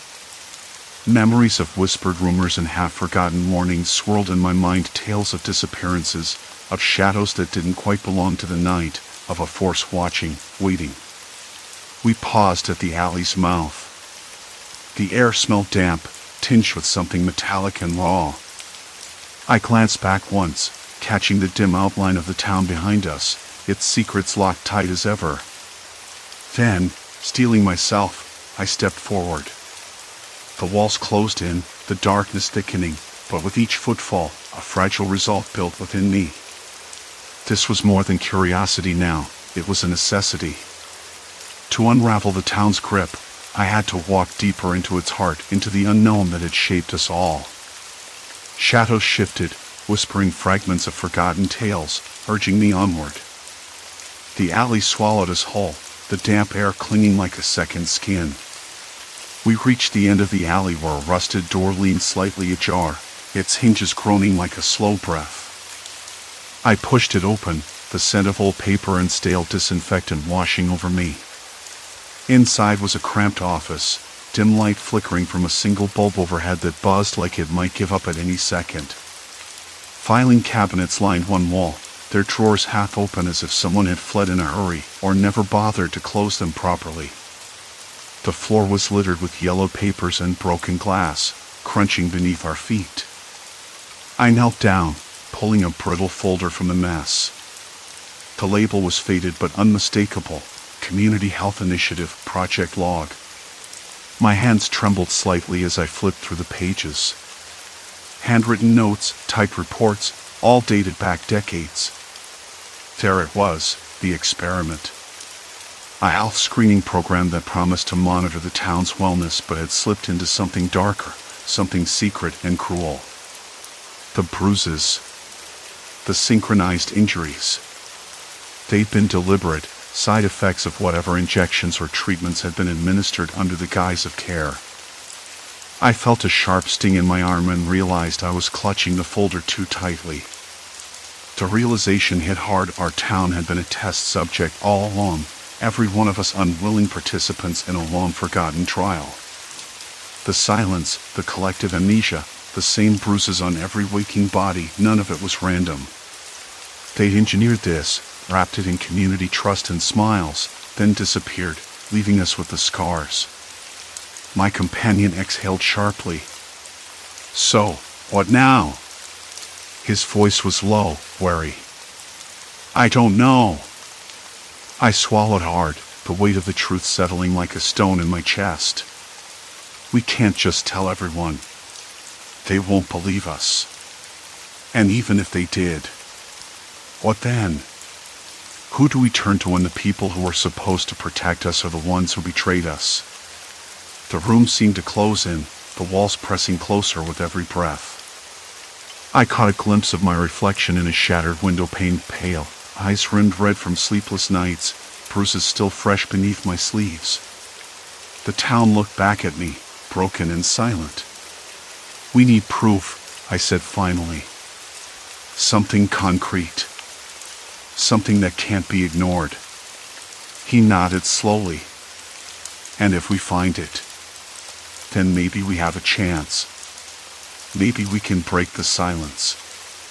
We spent hours sifting through the scattered files, piecing together the fragments of a story no one wanted to tell. Names of doctors long gone, locations marked on crumbling maps, references to substances that had been tested here under controlled conditions. It all pointed to the same conclusion. The town had been a laboratory, a place where human lives were data points, and trust was the currency of deception. By the time dawn seeped through the cracked window, the weight of what we'd uncovered was unbearable. I stepped outside, the chill morning air biting at my skin, and looked back at the alley. It was just another shadow now, a dark secret buried beneath layers of brick and silence. The next days were a blur. We moved cautiously, sharing bits of the truth with a few trusted neighbors, watching the slow fracture of the town's facade. Some denied outright, eyes wary and cold, others whispered their own stories, memories tangled in confusion and fear. The bruises didn't fade. They became badges of a shared suffering, a physical reminder of the invisible chains binding us all. I found myself avoiding mirrors, unwilling to face the bruises that marked not just my skin but my identity. Sleep was elusive, every creak and shadow a reminder of what was waiting just beneath the surface. Trust was a rare commodity now, replaced by suspicion and quiet dread. One evening, I sat on my porch, the fading light casting long shadows across the cracked pavement. The town was silent except for the distant bark of a dog and the rustle of leaves stirred by a cold wind. I thought about the people we'd lost, not just to the experiment, but to the silence that followed. The ones who had disappeared without a trace, swallowed by the very darkness we were trying to expose. A knock at the door startled me. It was a woman from down the street, her eyes wide and tired. She handed me a folded piece of paper. Inside were names, dozens of them, people who had vanished over the years, their disappearances quietly recorded but never questioned.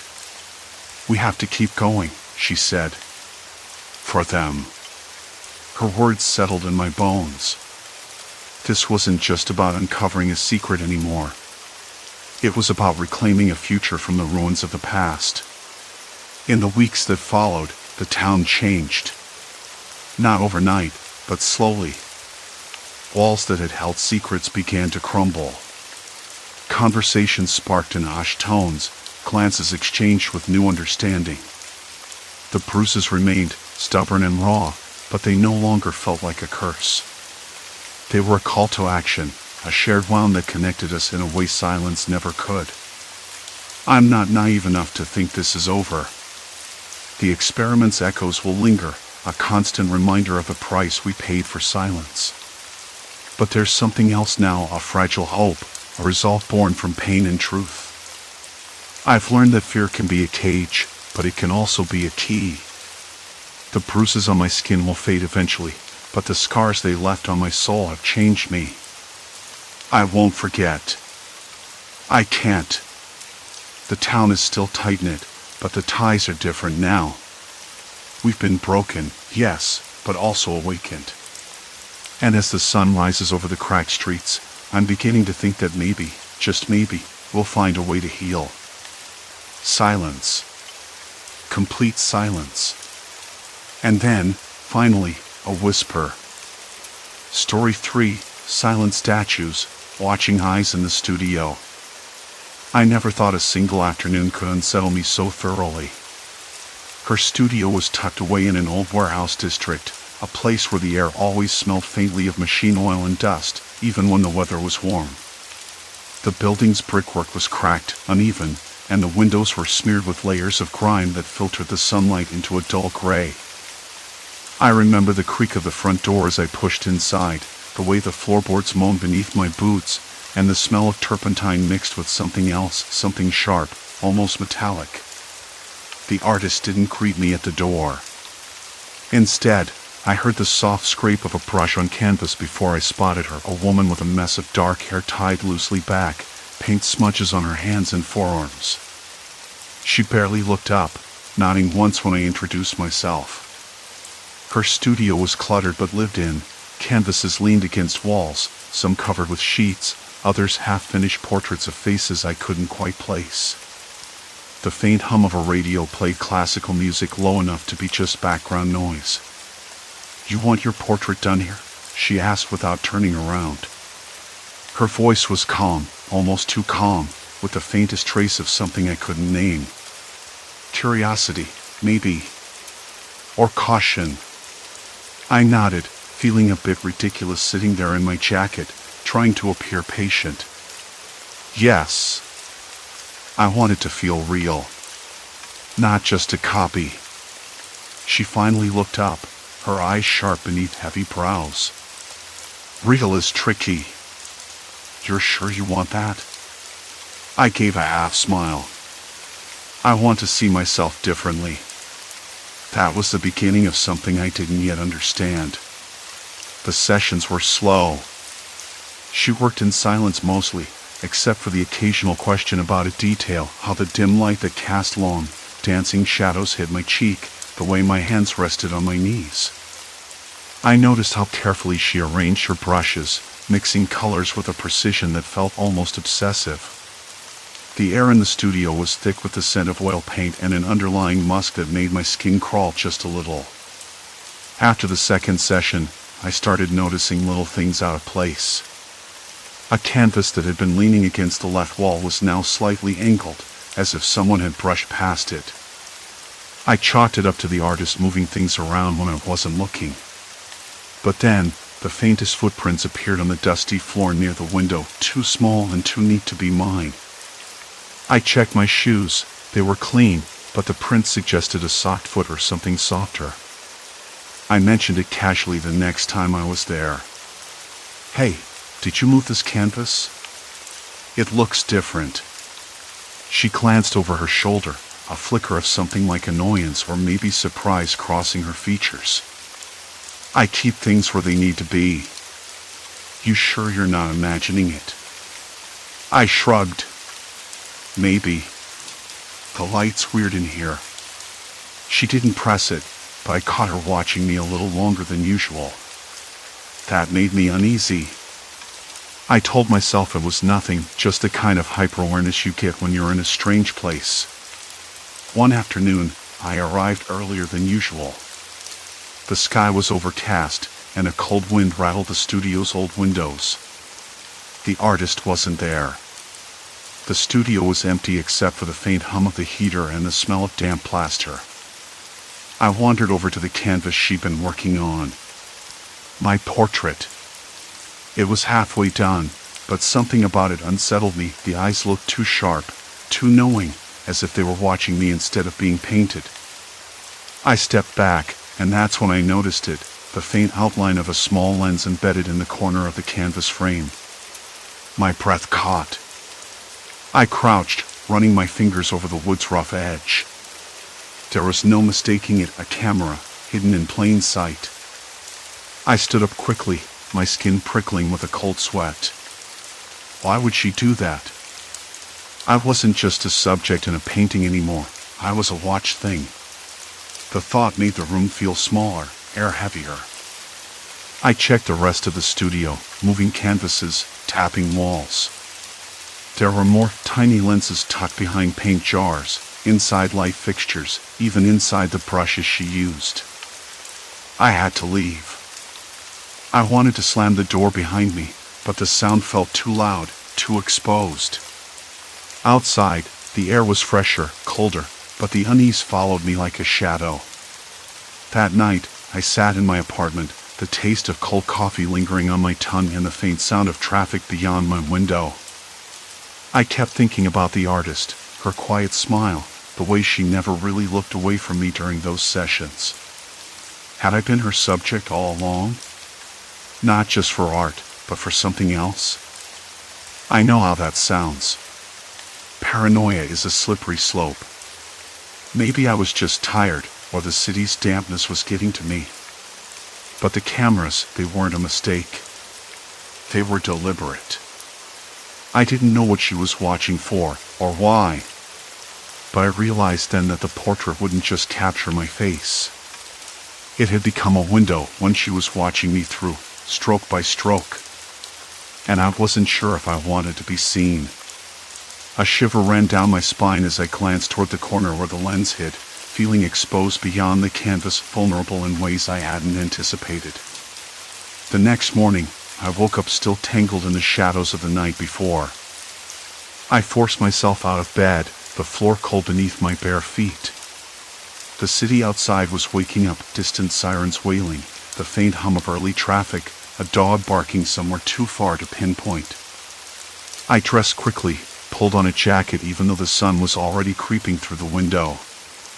I needed to go back to the studio, to check again, to find something I'd missed. The bus ride was a blur of gray skies and muffled conversations. When I arrived, the building looked the same, weathered brick, a crooked doorframe, the faint scent of turpentine mixed with damp wood. But the air inside was different. Heavier. Charged. I stepped through the threshold and the cool, stale smell of oil paint and canvas hit me like a wave. The studio was silent except for the faint creak of the floorboards underfoot. I remembered how the artist, Marla, had arranged the canvases when I was last there, her portraits leaning against the walls, some half-finished, some just outlines. But this time, something was off. The large canvas that had been propped near the window was now shifted, tilted slightly, just enough to catch the light differently. I frowned. Had it been like that before? I was sure it had stood straight. I moved closer, fingers brushing against the rough edges of the frame. The paint was still tacky, the brush strokes fresh. I could smell the faint undertone of linseed oil, sharp and almost bitter in the morning air. The sun outside caught on a tiny glint near the corner of the frame. I crouched down, heart picking up pace. A small, almost imperceptible lens stared back at me. Hidden in the folds of the canvas, a camera no bigger than a marble. My breath hitched. I knew it was there, but finding it was something else entirely. I felt like a fool. How had I missed it before? Or was it placed more recently, after I left? I swallowed hard and stood up, scanning the room. Every canvas, every painting, every shadow could be hiding something. I moved toward the shelves cluttered with brushes and jars thick with colored water.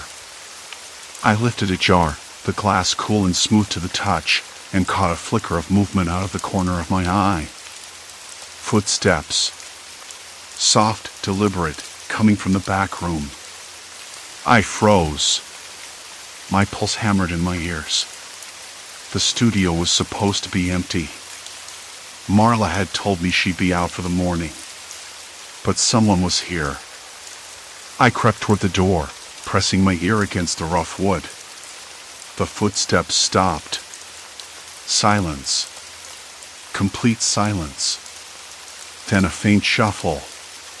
Something metallic clicked. I pulled back and leaned against the wall, heart knocking hard enough to make me dizzy.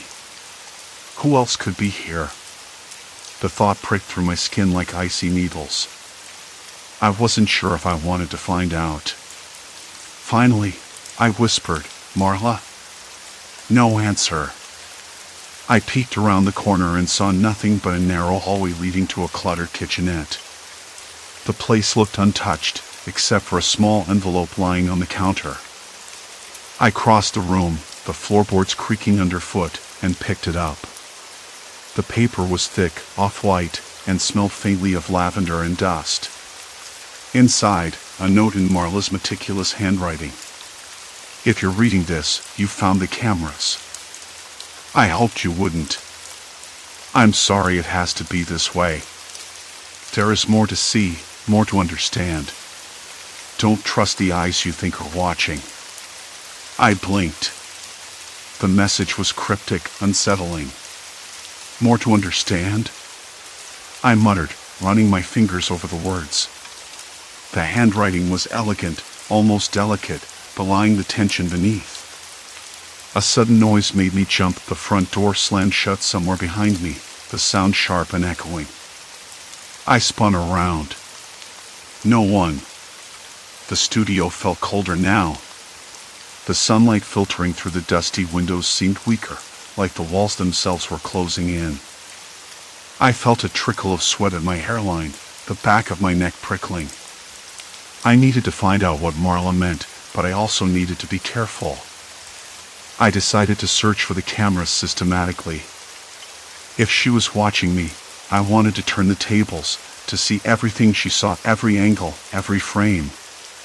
I moved back to the main room, eyes scanning the surfaces, the wooden beams overhead, the corners where the walls met.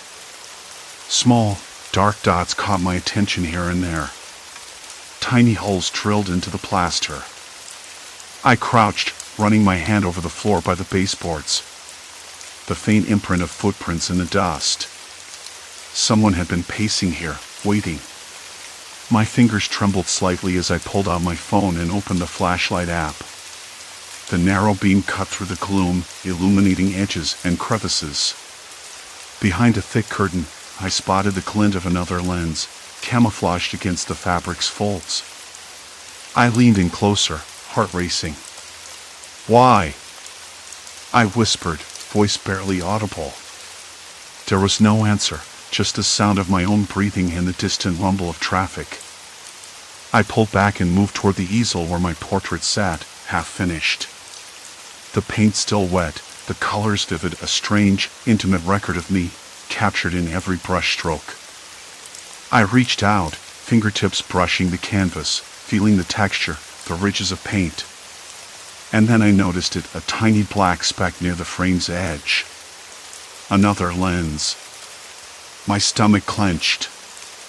I stepped away, pacing the room in a restless circle. The more I looked, the more cameras I found hidden in paintbrush handles, tucked behind jars, embedded in the wooden frame of an old mirror. It was like a spider's web, each thread connected, each eye watching. I wasn't just the subject of a portrait. I was the subject of surveillance. The thought made my skin crawl. I sat down heavily on a rickety stool, my hands shaking as I pulled out the envelope again. The note's words echoed in my mind. Don't trust the eyes you think are watching. If not Marla's cameras, then whose? What else was I missing? My phone vibrated suddenly in my pocket. I pulled it out, heart in my throat. A message from an unknown number.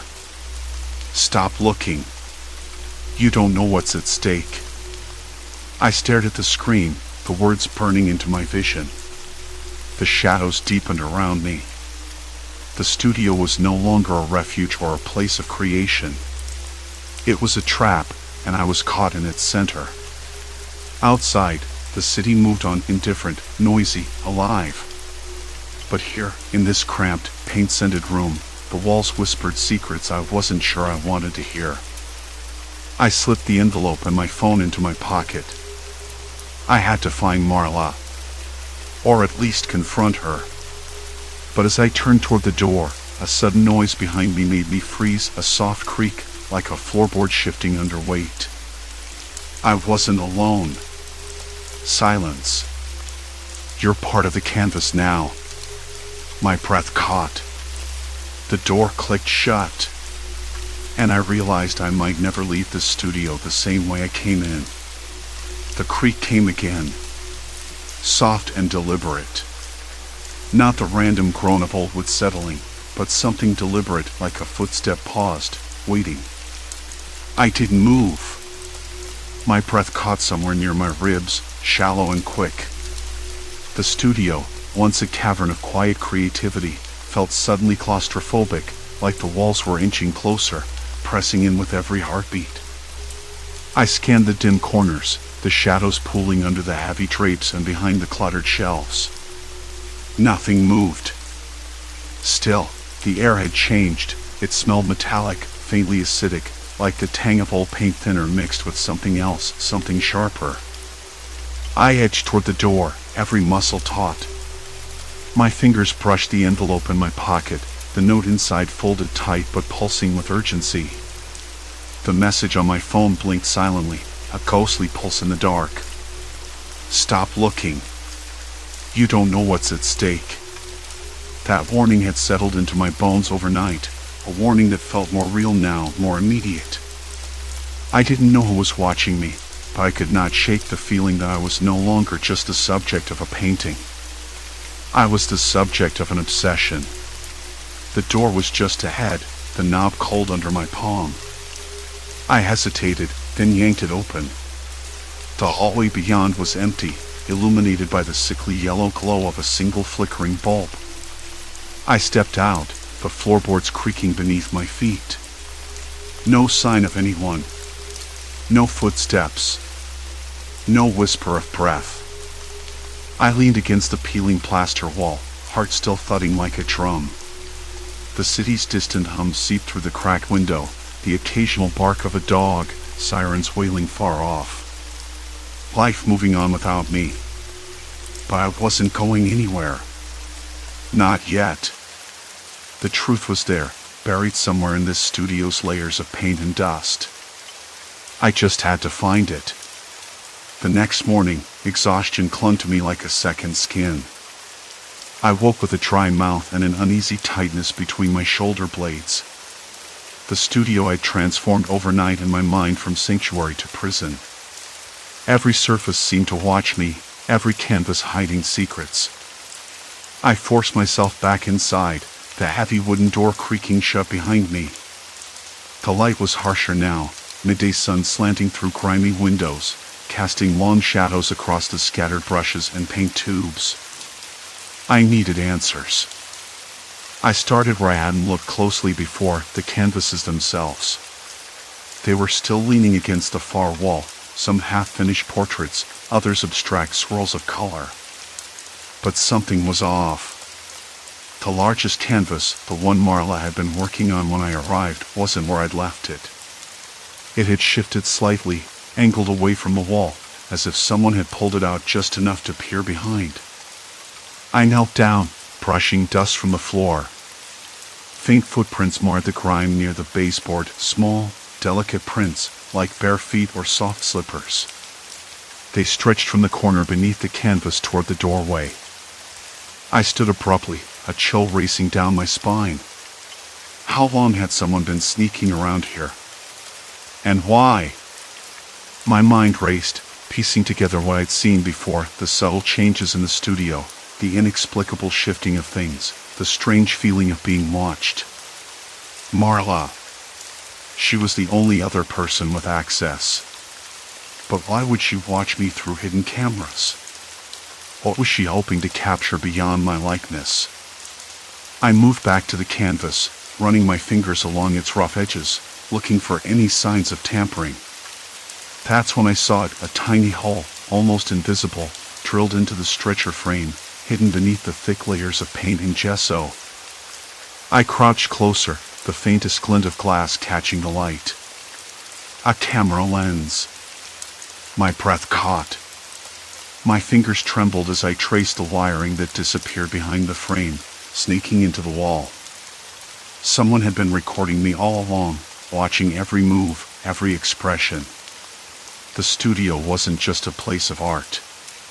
It was a carefully constructed prison of observation. I sank back onto a dusty crate, heart hammering. There was no going back now. The cameras confirmed it. The truth was worse than I'd feared. Marla wasn't just eccentric. She was invasive, obsessive, and terrifyingly methodical. My phone vibrated again. I pulled it out, hands shaking. "Why do you keep looking?" the new message read. I stared at the words, the cold sweat starting to bead on my forehead. There was no turning away. Not anymore. I had crossed a line I couldn't uncross. Outside, the city carried on, indifferent and deaf to my spiraling thoughts.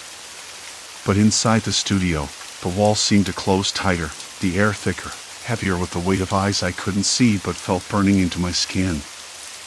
I had no idea how long I'd been watched. No idea who else might be watching now. I stood up, the envelope heavy in my pocket. The note, the cameras, the messages, they were all pieces of the same puzzle. And the picture they painted was far darker than any portrait. I had to find Marla. Confront her. But as I reached the door, the faintest sound brushed the edge of my hearing, a soft scrape, like a chair being dragged across the floor. I wasn't alone. Not anymore. I froze, breath hitching as the scrape echoed again, slow and deliberate, like a predator assessing its prey. I swallowed hard and stepped back, pressing my back against the rough plaster wall. The envelope in my pocket felt like a stone, its weight anchoring me to the moment, reminding me of everything I'd uncovered and everything I still didn't understand. The message, "Why do you keep looking?" reverberated in my mind like a warning. Not a question, but a command. "Marla," I whispered, voice barely audible, hoping she'd answer, that she'd reveal herself and explain the madness that had taken root beneath her quiet, artistic veneer. But the studio remained silent. The faint scrape stopped. For a long moment, nothing moved. Then, a soft creak from behind the stacked canvases, a subtle shift that set my nerves aflame. I edged toward the corner where the paintings leaned, breath shallow, muscles coiled tight. One canvas, the one with the half-finished portrait of me, eyes dark and arresting, had shifted just a fraction. I reached out, fingers brushing the rough canvas, and felt a hollow space behind it. My pulse thundered. I pulled the painting forward, revealing a small panel cut clean into the wall. Inside, nestled in the shadow, was a cluster of tiny lenses, cameras, microphones, watching me, listening, trapped in the quiet voyeurism of Marla's obsession. My skin prickled, and I staggered back, heart hammering in my ears.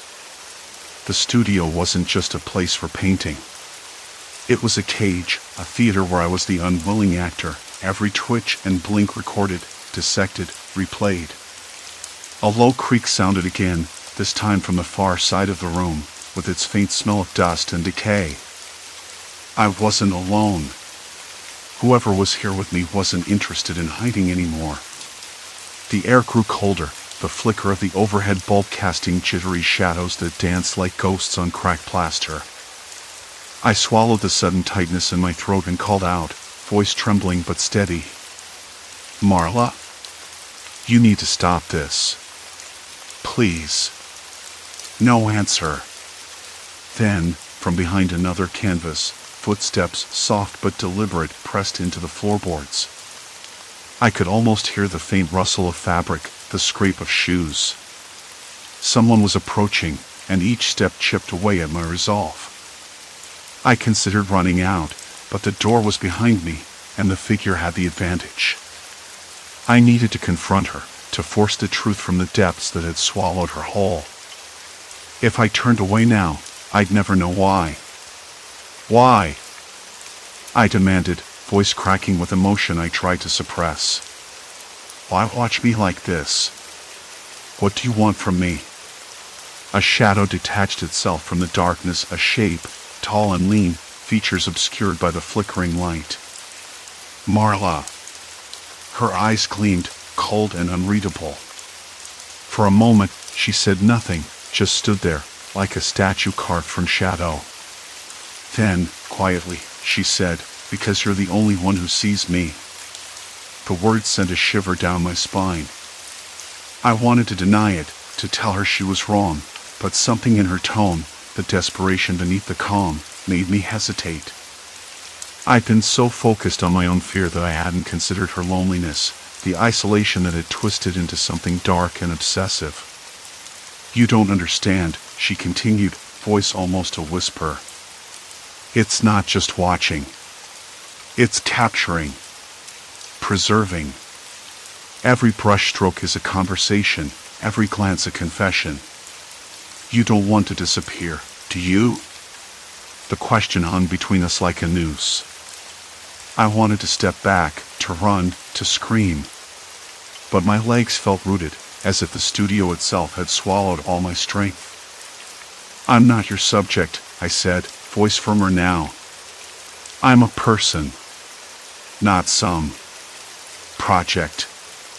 Marla's smile was thin, fragile. "You think I don't know that? I've spent years alone, painting faces that never answered back. You're different. You move, you breathe, you change. I need to understand that. To hold it still." I swallowed hard, trying to process the confession, the raw truth tangled in her words. The studio felt smaller, suffocating. I wanted air, like anything but this suffocating intimacy. Then my eyes caught the envelope in my pocket. The note inside, the messages, they weren't just threats. They were pleas, warnings, cries for connection twisted into something dangerous. "I can help you," I said, stepping closer despite the knot in my stomach. "But you have to stop. This watching, it's not healthy. Not for either of us." Marla looked away, the sharp lines of her face softening for a heartbeat. "You don't get to decide that," she said quietly. "Not anymore." The tension snapped like a wire. Her movements quickened, and the room seemed to tilt. I stumbled back, heart racing, sweat slicking my skin. The cameras blinked silently, capturing everything, the fear, the desperation, the fragile line between control and chaos. A sudden crashing sound jolted me. Marla lunged toward a side table, toppling brushes and jars of paint. The smell of oil and turpentine mixed with the sharp tang of cold metal from the broken frame she grabbed. I ducked instinctively, eyes wide. She wasn't violent, at least not physically, but her presence was overwhelming, a storm of obsession and fractured sanity. I had to get out. Now! But as I moved toward the door, my foot caught on something, a thin wire, nearly invisible against the floorboards. I tripped, crashing forward. The room spun, the cameras blinking in the dim light like eyes that never blinked. The last thing I saw before hitting the floor was Marla's face, inches from mine, her breath cold and uneven. "Stay," she whispered. "Don't leave me behind." Silence. Complete silence. Then the door clicked shut. I was trapped inside her world, surrounded by eyes that never blinked, and a woman who was unraveling faster than I could comprehend. The portrait wasn't just a painting anymore. It was a prison, and I was its latest prisoner. The door stayed shut. I didn't know what I was waiting for. Rescue? Mercy? Or maybe just for this nightmare to break apart on its own. The studio smelled like turpentine and dust, the air heavy and stale. Somewhere outside, a dog barked in the distance, sharp and sudden against the silence. My hands trembled, fingers tracing the edge of the doorframe as if I could pull it open. Minutes passed. Or maybe longer. Time had lost meaning. When the door finally clicked, I flinched, expecting her face, or worse. Instead, it was the landlord, a janitor, someone from the outside world. The dull thud of keys falling into his pocket was a lifeline I hadn't dared hope for. I didn't speak. I just stepped out, blinking against the dim hallway light, the cool night air pressing against my skin like a promise. I found a bench in the lobby and sat, my legs too weak to carry me further. The portrait, the one that had started this whole mess, was still in the studio. Marla's world, her prison, waiting behind that door. I thought of those cameras, the way she watched me, studied me, as if I were some specimen trapped under glass. At first, I wanted to burn the whole place down. Not literally, because that would be reckless, but to erase every trace of that suffocating gaze. But I didn't. I wanted answers. I needed to understand what had pushed her to this, to unravel the threads of her obsession without losing myself in the process. The next morning, after a restless night of half-dreams and shadows, I called the police. I told them about the studio, the cameras, the wire on the floor. They arrived quickly, their presence a strange comfort amid the chaos. I led them back to the studio, where the air still smelled faintly of oil paint and something metallic, Marla's breath, maybe, lingering in the walls. They found the cameras, tiny, hidden behind paintbrushes, inside jars, perched in corners like silent sentinels. Each one angled to capture every moment of my sitting sessions, every twitch of expression, every blink. The violation settled heavily in my chest. The officers asked questions. Calm, professional. They didn't judge. At least, not out loud. I told them about Marla, about how she'd seemed so haunted, so desperate to capture something in me that wasn't there. They nodded, took notes, and promised to check her out. But I knew the truth wasn't going to be so simple. Marla wasn't just an eccentric artist. She was broken. And broken people don't always get fixed by the law. In the days that followed, I avoided the studio. The scent of turpentine was poison in my mind. The memory of those unblinking lenses haunted every quiet moment. I found myself jumping at shadows, watching over my shoulder on the street, reluctant to meet any eyes too long. The cameras had stolen something from me, my privacy, my sense of safety, my trust. I started seeing a therapist, someone recommended by a friend. I was skeptical at first. Talking felt like exposing a raw wound to the cold air. But it helped. Bit by bit, I peeled back the layers of fear and frustration. I realized how much Marla's obsession had mirrored something inside me, my own need to be seen, to be understood, twisted into something dangerous. One afternoon, after a session, I stopped by the local art gallery. They had an exhibit on reclusive artists, some of whom had vanished into their own minds, lost to the world. I wandered through the rooms, the quiet hum of footsteps and whispered conversations wrapping around me like a balm. There was nothing supernatural here, no ghosts, just human stories, fragile and flawed. I thought about Marla again. Not with fear, but with a strange kind of sadness. She'd been invisible before, an outsider crumbling under the weight of her own mind. Her cameras were her way of reaching out, twisted as it was. I wished I could have helped her before it got so bad. Eventually, the landlord informed me that Marla had moved out. No forwarding address. The studio was cleaned out, scrubbed and repainted. The portrait stayed behind, or rather, it never really existed in a form I could take with me. It was a ghost now, a thing half-finished and full of secrets. I never returned to that building. But sometimes, when the light hits the corner of my apartment just right, I catch a glimpse of something, the faintest shadow, the hint of brush strokes in the air, and I remember. The way it felt to be watched so closely, to be trapped inside someone else's obsession. The experience changed me. Not shattered me, not destroyed, but cracked open in a way that let new light in. I'm more cautious now, yes. Wary of strangers and their intentions. but I'm also more aware of the fragile line between connection and control, between art and invasion. I keep a small notebook where I jot down thoughts, memories, even sketches.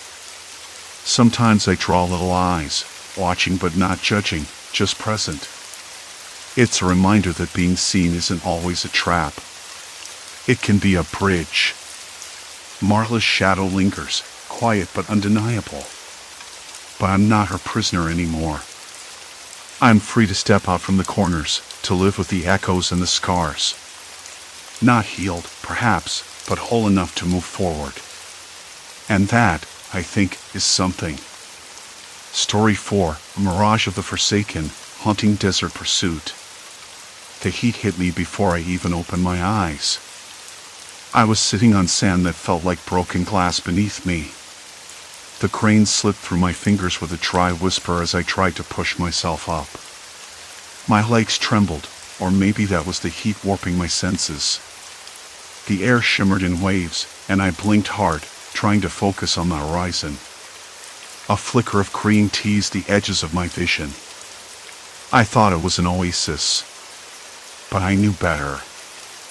I had been chasing that mirage for hours, maybe days. I wasn't sure anymore. Time had become slippery, like the sand under my boots, and my watch was broken, the glass cracked and useless. My throat burned with thirst, a sharp, gnawing ache that made swallowing a chore. Every breath tasted like dust and regret. I shifted, trying to stand, but everything spun. My knees buckled, and I caught myself with shaking hands. The sun was a furnace overhead, and the sweat stung my eyes. I wiped at them with the back of my hand, tasting salt and grit. "Get it together," I muttered, voice hoarse and barely more than a rasp. "You're not done yet." The desert was a vast, empty stage, but I wasn't alone. I could feel it, something watching just beyond the heat haze. Not an animal, no. There was a chill in the air, faint but undeniable, that suggested human eyes tracking my every move. I told myself it was paranoia, but the hairs on my neck stood up anyway. I had started this trip thinking it would be an adventure, a break from everything that felt like it was closing in on me back home. A week of solitude, some hiking, maybe a little photography. Nothing extreme. Just the kind of escape you find in travel brochures with glossy pictures that never show the real grit and desperation. Now, this was the real grit. I remembered the last time I'd seen another person 3 days ago. Maybe more. A man walking just ahead of me on a narrow dirt trail, his face hidden beneath a wide-brimmed hat. We exchanged a nod, no words. Something about him didn't sit right, but I didn't have the energy to care. I'd been moving forward, step by step, chasing that shimmering promise of water, that illusion of life. I tasted dust again, gritty and faintly metallic.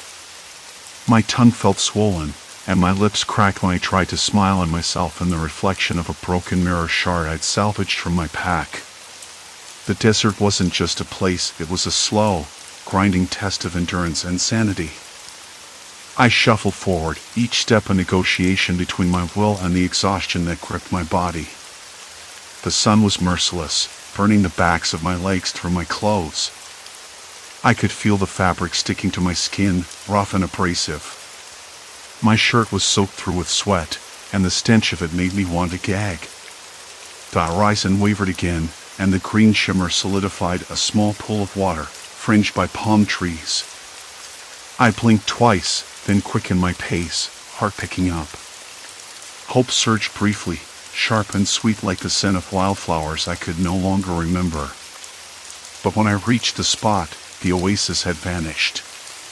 Just sand, sun, and the same unyielding emptiness. I sank down, my fingers clawing at the dirt, desperate to touch something real. The disappointment twisted inside me, sharper than the heat. I closed my eyes and tried to breathe through it. "Not real," I whispered. "Just heat tricks." The silence around me was thick, almost suffocating. No birds, no insects, No wind.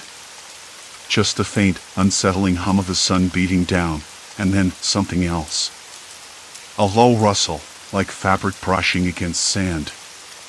I froze, every nerve stretched taut. I looked around, heart slamming in my chest. Nothing. The desert held its breath. A dry laugh escaped me, bitter and hollow. "You're seeing things," I said aloud, though my voice cracked and trembled. "You're losing it." But deep down, I wasn't so sure. I forced myself to stand again, legs shaking like brittle twigs. I had to keep moving, keep chasing that illusion.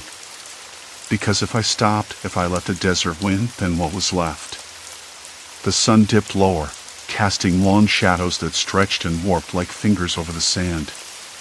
The temperature dropped just enough to sting my skin with a sudden coldness that felt unnatural. I pulled my hat down tighter and scanned the horizon. Somewhere out there, beyond the glassy heat waves, something waited. And it wasn't the desert. I swallowed hard, tasted blood this time, and started walking. The crunch of my boots against cracked earth was the only sound breaking the eerie silence, save for the distant call of a lone hawk circling overhead. My breath came uneven, each step heavier than the last, but I forced myself forward.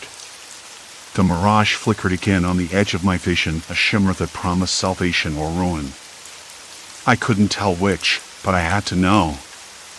Ahead, a twisted silhouette emerged from the haze, a gnarled tree, its branches clawing at the sky like skeletal hands. It was a landmark I hadn't seen in days, a sign I was on the right path. Relief surged, but with it came a fresh wave of doubt. What if it was another trick? Another cruel joke the desert played on wanderers willing to lose themselves in hope? I reached the tree and ran my fingers over its rough bark. It was real. Solid. But the sense of comfort was fleeting. Behind me, the sun sank below the horizon, swallowing the last light. The desert was waking up, and so was whatever lurked beneath its endless dunes. I swallowed again, the taste of blood sharp on my tongue, and pulled my coat tighter around me. The night was coming, and I wasn't ready to face it alone. The night wrapped around me like a suffocating blanket, thick and unyielding. I tried to steady my breathing, but the uneven rhythm betrayed the turmoil inside. The taste of blood lingered metallic and bitter on my tongue. My throat was raw, cracked from dehydration, dry as the sand underfoot. I wiped a sleeve across my lips, then glanced around. The shimmer, the mirage, had faded, swallowed by the night. Yet I could still feel it, just beyond the edge of vision, like a pulse beneath the desert skin. A sudden rustle to my left snapped my head in that direction. Nothing visible except shifting dunes, but the sound was too deliberate to be just the wind. My pulse jumped, fingers curling into fists. "Hello?" I whispered, voice hoarse and thin. No answer. Just the desert settling in for the night. I knew the predators were out here. Not the wolves or coyotes I'd expected, but something else. People. Watching. I caught glimpses, shadows slipping between dunes, distant footsteps that didn't belong to me. The desert was empty, but not uninhabited. I swallowed hard, trying to keep the panic at bay. The sun was down. Cold would follow. And I wasn't ready. I pulled my coat tighter, the fabric scratchy against my sweat-slicked skin. My eyes adjusted slowly, picking out details in the dimness. The tree's branches creaked as a breeze stirred, a dry, dusty scent filling the air. It smelled like old wood and something else, something faintly metallic, like rust or dried blood. I shivered. A low, almost imperceptible hum hummed from somewhere behind me. Mechanical? No. Human. A voice perhaps, but muffled, distant, a murmur carried on the wind. I spun, searching, but only sand and darkness answered. I crouched, hands sifting through the sand near the tree's roots. My fingers brushed something hard, a small, rusted metal cap. I picked it up, turning it over. The faded logo was unrecognizable, but it was definitely man-made. Discarded. A clue. Carefully, I pocketed the cap and scanned the horizon. The desert was a vast, empty canvas, but I wasn't alone. I had to be systematic. I couldn't rely on hope or mirages anymore. I needed evidence. A pattern. A direction. The night grew colder, sharp against my skin. I debated staying put, but the tree offered little shelter. No water, no real safety. My instinct screamed at me to move, to find that shimmering oasis again, to find the water that might save me. I took off in the direction the Mirage had appeared, step by dragging step. The sand was cool now, almost soft underfoot, but the chill gnawed at my bones. The desert was alive with sound, distant howls, the soft skittering of small creatures, the crackle of dry twigs. I tried to focus on the path, but my mind spun. Was I chasing a trick?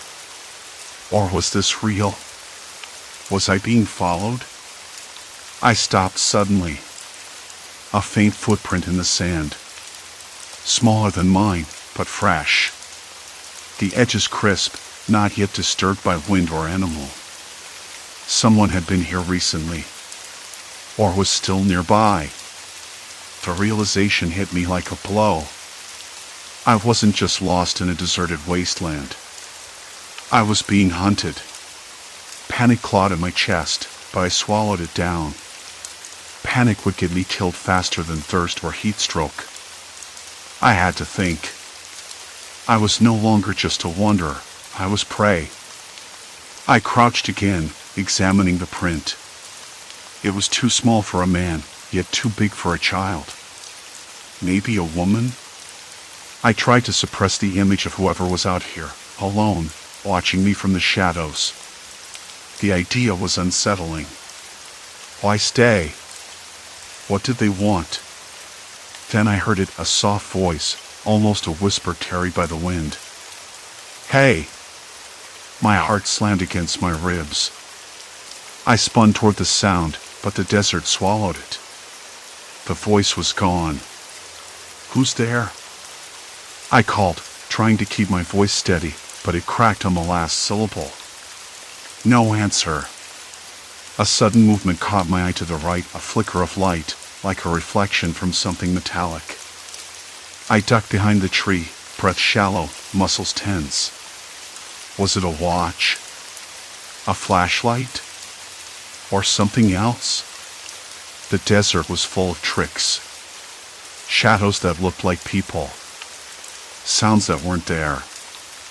I couldn't trust my senses anymore. I stayed motionless, listening. The only sound was the dry wind and my ragged breathing. The light didn't move again. I waited, seconds stretching impossibly long. Then, with a cautious step, I moved toward the place the dim light that cast long, dancing shadows had come from. The sand was cooler here, and the air smelled faintly of smoke, not from a fire, but maybe from a distant camp or a burned-out vehicle. I found a footprint larger than the first, booted, deep in the sand. Nearby, a crumpled plastic water bottle, empty, crushed. I picked it up, the plastic stiff and brittle in my hands. Someone else was out here. Someone who had been thirsty too. The thought was both a relief and a threat. I wasn't alone, but neither was I safe. I sat back against the tree, exhaustion pulling at my limbs. My mouth was so dry it felt like sandpaper. I closed my eyes for a moment, trying to ignore the creeping sense of dread. When I opened them, the desert looked different, more hostile, less forgiving. The stars were out now, but no longer comforting. They seemed distant, cold. I thought about the oasis again, the shimmering water just beyond reach. How many times had I chased it? How many times had it slipped away, A cruel mirage. What if it wasn't just my mind playing tricks? What if someone or something was making it disappear? The idea was absurd. Impossible. But the footprints, the voices, the bottle, there was no denying it. I wasn't alone. A sudden crack behind me made me jump to my feet. My heart thudded painfully against my ribs. I spun around, eyes wide in the darkness. Nothing. But the sound was close. Closer than before. A soft, deliberate step. I swallowed hard and whispered, "Show yourself." Silence. Then a whisper back. "Don't be afraid." The words floated on the hot night air, almost gentle. But I didn't believe them. I didn't trust them. The desert was a trap, and I was caught in its teeth. I glanced back toward the tree, then out into the darkness beyond. There was no going back. Only forward. And whatever was out there had decided to reveal itself. I took a cautious step toward the voice. The desert swallowed my footfalls. The night waited. And the hunt began. I didn't move. The moon hung low, silver and cruel, casting long shadows across the sand that shifted beneath my feet. My mouth was parched, the skin around my lips cracked and dry, and my tongue felt swollen, thick as a slug crawling in my mouth. I swallowed, trying to moisten it, but it only scraped the inside of my teeth. The heat from the day still lingered, baking the night air into a suffocating cloak. I wiped my forehead with a trembling hand, tasting salt and dirt. "Who's there?" I finally said, voice barely more than a rasp. The silence that followed wasn't comforting. It was waiting. Then, a soft shuffle. Not far, maybe 10 feet off, just out of sight behind a ridge of sand. I squinted, trying to make sense of the shapes moving in the dark. My heart slammed against my chest like a trapped animal. I wanted to run, to escape, but the desert had already swallowed my tracks. "Why are you doing this?" I said, voice cracking. "Why chase me?" No answer. Just the whisper of the wind, carrying the faint, bitter scent of sweat and dust. I could hear it then, something else. Footsteps. Not mine. Not the slow, measured ones that had come before, but fast, irregular, like someone trying to stay quiet but failing. I took a step forward, then another. The sand shifted beneath me, loose and unstable, making every movement a small struggle. My legs trembled, but I kept going. There was no way back, no shelter, no relief. Just the endless desert, desolate and merciless. And them. I remembered the bottle. The cracked plastic bottle I'd found earlier, half buried in the sand near the dry tree stump. Not just a random piece of trash. Someone had been here. Someone else trapped, or worse. I crouched and picked it up, feeling the brittle plastic crumble slightly in my fingers. Inside, a few drops of water glimmered faintly, like a promise I wasn't sure I wanted to believe. I brought it to my lips, tasting dust and desperation. It wasn't much, but it was something. A sudden rustle behind me made me spin around. Nothing. Just the dark, empty horizon stretching out like a yawning maw. But I could feel eyes on me watching, calculating. I dropped the bottle, sand spraying like tiny stars scattering. My breath caught. The voice again, just on the edge of hearing, "Stop chasing shadows." Shadows. That word settled heavy in my chest. Was that what I'd been doing? Chasing illusions? Or was it something else? A trap? A game? I swallowed hard, the dry scrape in my throat making me cough. My vision blurred at the edges, the heat pressing down like a weight. The desert seemed to pulse around me, alive with threats I couldn't see but could feel gnawing at the edges of my sanity. And then the truth hit me like a fist in the gut. This wasn't just some random mirage or cruel joke of dehydration. Someone was here. Someone who wanted me to keep moving, keep chasing, keep hoping. Because giving up wasn't an option. I thought about the footprints I'd seen earlier. They weren't animal tracks. Human. Fresh. Leading away from the oasis, away from safety. Who were they? And why lead me deeper into this hell? I forced myself to stand, legs weak but determined. I had to follow. I had to know. Show yourself, I said again, louder this time, voice echoing across the empty dunes. I'm not afraid. The silence that answered was different now. Not an invitation. A warning. I started walking toward where the footprints disappeared over a small ridge. Each step felt like dragging my body through molasses, but I pushed on. The desert was endless, but so was my need for answers. Up the ridge, just beyond reach, I saw it, a shimmer. Not the oasis this time, but a flicker of movement. A figure, crouched low, watching me. No light, no glow. Just a person, hidden in the shadows, blending with the sand. My mouth went dry again. My hands trembled. I wanted to call out but stopped myself. The figure didn't move, didn't speak. Just waited. I reached the top of the ridge, heart pounding so loud I thought it might burst. The figure was gone. Gone? Or hidden? I scanned the area, every grain of sand suddenly suspicious. Then I noticed it, a glint of metal buried in the sand near a cracked rock. I bent down, fingers digging through gritty particles until I pulled out a small, battered compass.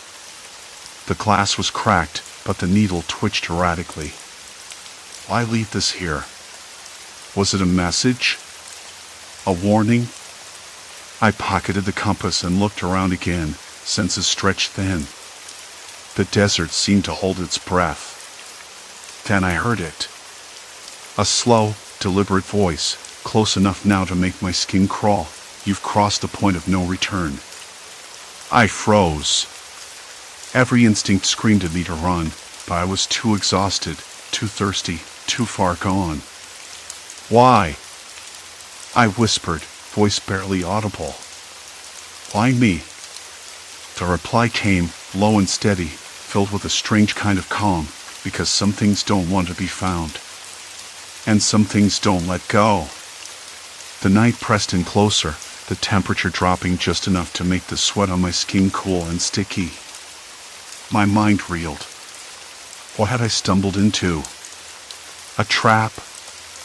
A game? Or something darker, something human, cruel, patient? I glanced back the way I'd come. The desert stretched out, empty and silent. No footprints. No sign of life. Just the endless, unforgiving dunes. No way back. Only forward.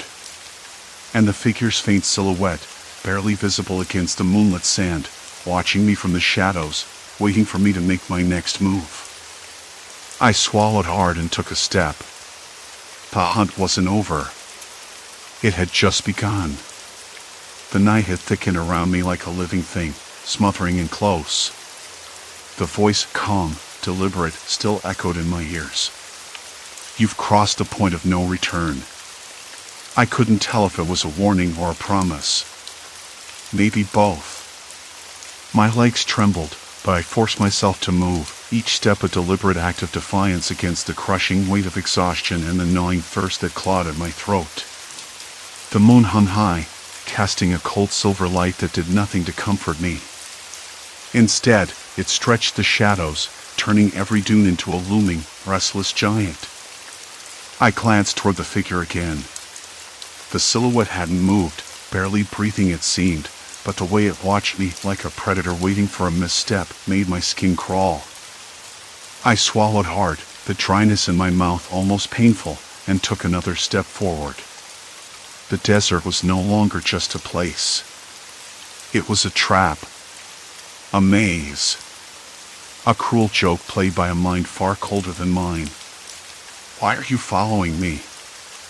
I said, voice cracking in the stillness. "What do you want?" No answer. Just silence. Well, not exactly silence. The desert hummed with a faint, unsettling noise. A whisper of sand shifting, maybe. Or something else, something alive just beyond the reach of the moonlight. I stopped. My breath came out in ragged gasps, each one tasting like dust and despair. I tried to focus on the sound that seemed to vibrate in my bones around me. There was the faint crunch of footsteps, too light to be mine, quick and careful, like someone trying not to disturb the earth more than necessary. My stomach twisted. I wasn't alone out here. Not really. The idea was absurd, isn't it? A place so vast, so empty, yet I felt eyes on me. Watching. Waiting. I sank down onto the sand, the cold night seeping through my clothes like a warning. "Who are you?" I whispered, voice barely audible. "What do you want from me?" The figure stepped forward, finally. The shape resolved into a man, his face half hidden beneath a scarf wrapped tightly around his jaw and nose, eyes glinting with something I couldn't place. He was lean, wiry, and moved with a cautious grace that suggested survival was a game he'd mastered long ago. "You don't belong here," he said quietly, almost kindly. "This desert. It doesn't forgive." I scoffed, dry and bitter. "Neither do I." His eyes flicked over me, taking in my sunburned skin, the cracked lips, the desperate exhaustion in my stance. "You're chasing something," he said. "That shimmering mirage you keep seeing, it's a trap. I've seen others drawn to it before. They don't come back." "Then why are you here?" I asked, voice sharper than I intended. "If it's so dangerous, why don't you leave?" He hesitated. The silence stretched between us, filled with the sound of wind scraping sand over stone. Finally, he answered, "Because some of us are hunters in this place. And some of us are prey." A chill ran through me, though the desert was still warm. "Prey?" His eyes darkened. "You're not just lost. You're being watched. And the watchers don't like trespassers." I wanted to ask who the watchers were, what they wanted, but the words stuck in my throat. Instead, I scanned the horizon. The supposed oasis shimmered faintly in the distance, a cruel promise flickering like a candle in the wind, always just out of reach. My throat clenched tighter. I knew I was running out of time. The man crouched beside me, pulling a small water pouch from his pack and offering it without a word. I hesitated, then drank greedily. The cool liquid was a balm to my burning insides, but it wasn't nearly enough. "What's your name?" I asked between gulps. "Call me Sam." "Sam," I repeated, tasting the name like a lifeline. "Why are you following me? Why warn me?" He looked out into the dark, eyes narrowing. "Because I've seen what happens to people who chase ghosts in this desert. They don't disappear by accident. There's a group. They're patient, silent. They wait for the weak to make a mistake." I swallowed hard. "What group?" He shook his head. "You don't want to know." But I did. Of course I did. Because knowing was better than the gnawing uncertainty that was eating away at my mind. I needed something solid to hold on to, something real. "Please," I said, voice barely a whisper. Sam sighed and glanced around nervously. They're men who've made this desert their kingdom.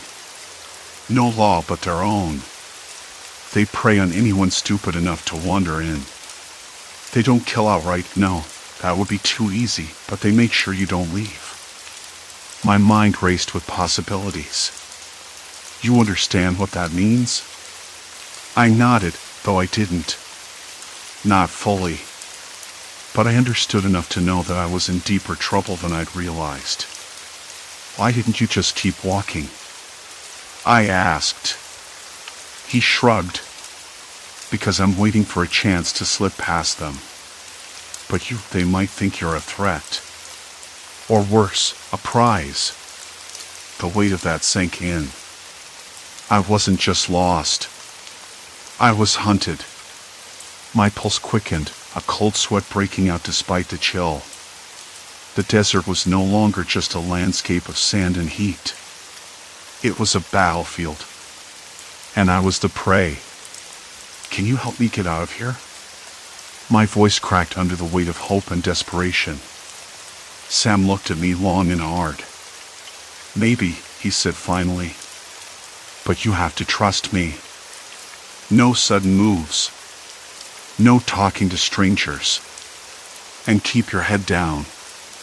I nodded, even though every nerve screamed to run the other way. But there was no other way. Not anymore. We moved together then, shadows blending into shadows.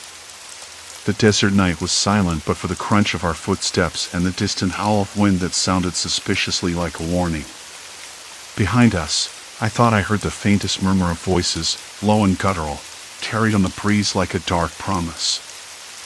I swallowed hard, the dry taste of fear thick in my mouth. The hunt was far from over.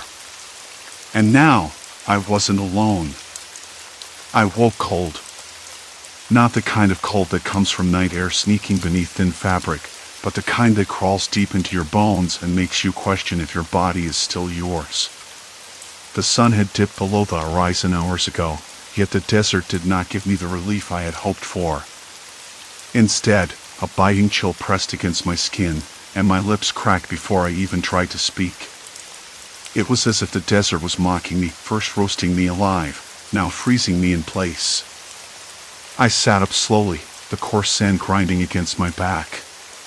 The darkness felt thick, almost like a physical weight, and I strained my ears for any sound beyond the low whistle of a distant wind.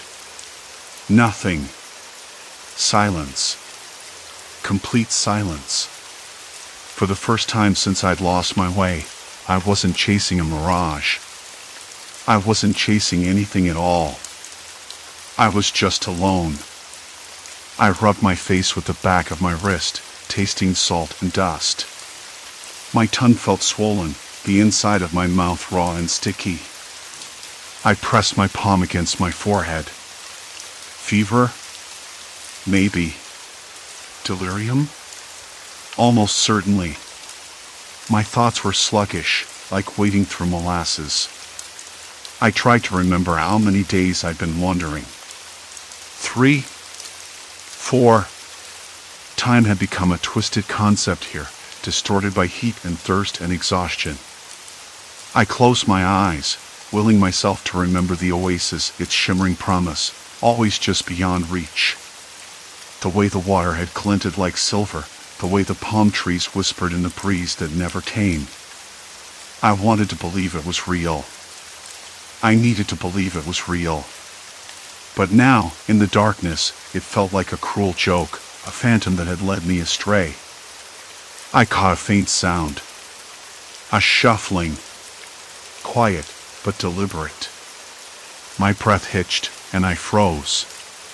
The desert at night was supposed to be still. But something was moving. Something human. I scanned the shadows, straining to see beyond the narrow beam of my fading flashlight. Nothing. Just the uneven swell of dunes, and the stars blinking cold and indifferent overhead. I swallowed hard, the dry scrape echoing in my skull. Hello? My voice cracked on the word. Is someone there?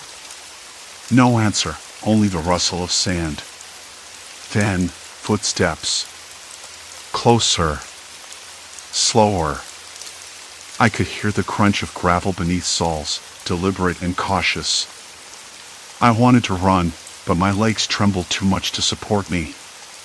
Instead, I pulled my jacket tighter, curling into myself like a frightened child. The desert at night was no place for mistakes. Predators didn't need teeth or claws, just patience and silence. "Please," I whispered. "I'm lost. Just help me." The footsteps stopped. A shadow detached itself from the dunes, tall and thin, moving with a steady, measured gait.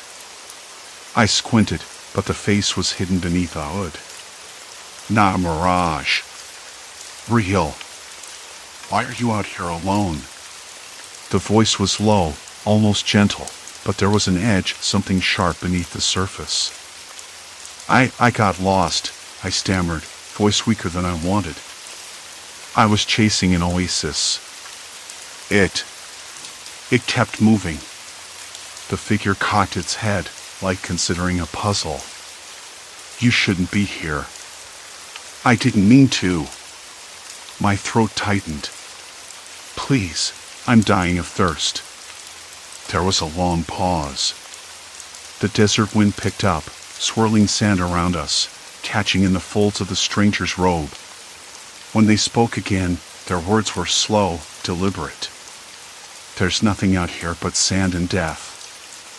I wanted to scream, to beg, to plead for mercy. But my voice was just a dry rasp. The stranger took a step closer. "You look like you've been walking for days. You need water. Shelter." I blinked, disbelief blooming in my chest. You can help me?" A faint nod. "I live near the edge. Not far from here. I keep a well." Desperation flooded through me, sharp and sudden. "Please. Can you?" "Wait." The stranger raised a hand. "You have to promise me something first. Anything. No more chasing illusions." The words hit me harder than the cold. Illusions. Mirages. The oasis. It all felt like a cruel trick played by my own mind, twisting hope into torture. I swallowed the lump in my throat. "I promise." The stranger extended their hand. I took it, surprised by the warmth of their grip. We moved together through the darkness, the sand shifting beneath our feet. My legs ached, but something steadied me, hope. Real hope, not the shimmering lies I chased. As we walked, I tried to listen beyond the crunch of sand. The stranger was quiet, but I could feel their eyes watching me. Not with suspicion, but something closer to pity. I didn't blame them. "How did you end up here?" they asked finally. I hesitated. I was driving. Got turned around. My GPS died. Then I started seeing the oasis. "You didn't see it," the stranger said softly. "Not really. He plays tricks. You were chasing your own desperation." I nodded, ashamed. The truth was ugly and raw. I'd wanted to believe in a miracle, anything to keep going. After what felt like hours, the faint outline of a structure appeared on the horizon. A small building, half buried in sand, with a single flickering light. Relief washed over me, icy and immediate. We reached the door, and the stranger pushed it open. Inside was cool, damp even, the scent of earth and water strong and real. A wooden bucket sat near a well, filled with clear, sparkling water. I dropped my pack and knelt, cupping my hands under the spout. The water was cold and sweet, sliding down my throat like a balm. Tears sprang unbidden, carving salty tracks down my dusty cheeks. The stranger watched, silent but steady. When I finally looked up, the night outside seemed less hostile. The desert was still vast and unforgiving, but for the first time, it didn't feel endless. Not anymore.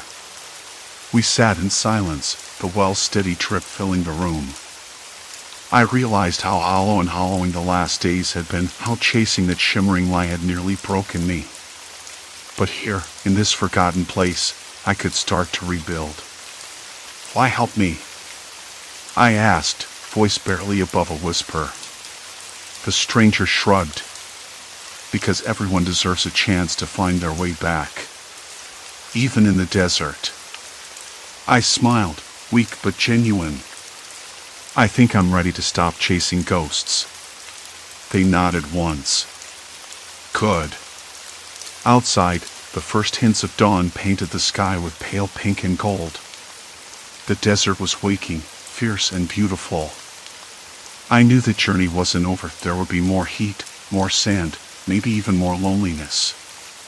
But I was no longer running blind. For the first time, I was walking forward. And that made all the difference. Story 5, Unseen Pattern, Town's Deadly Coincidence. The morning news came on like it always did, a bit too bright and chipper for what the headlines actually told me. I tried to ignore it at first. Who wouldn't? The world's full of bad news, and our little town had its share. But something about the way those stories piled up like a stack of cards leaning too far felt less like coincidence and more like a warning.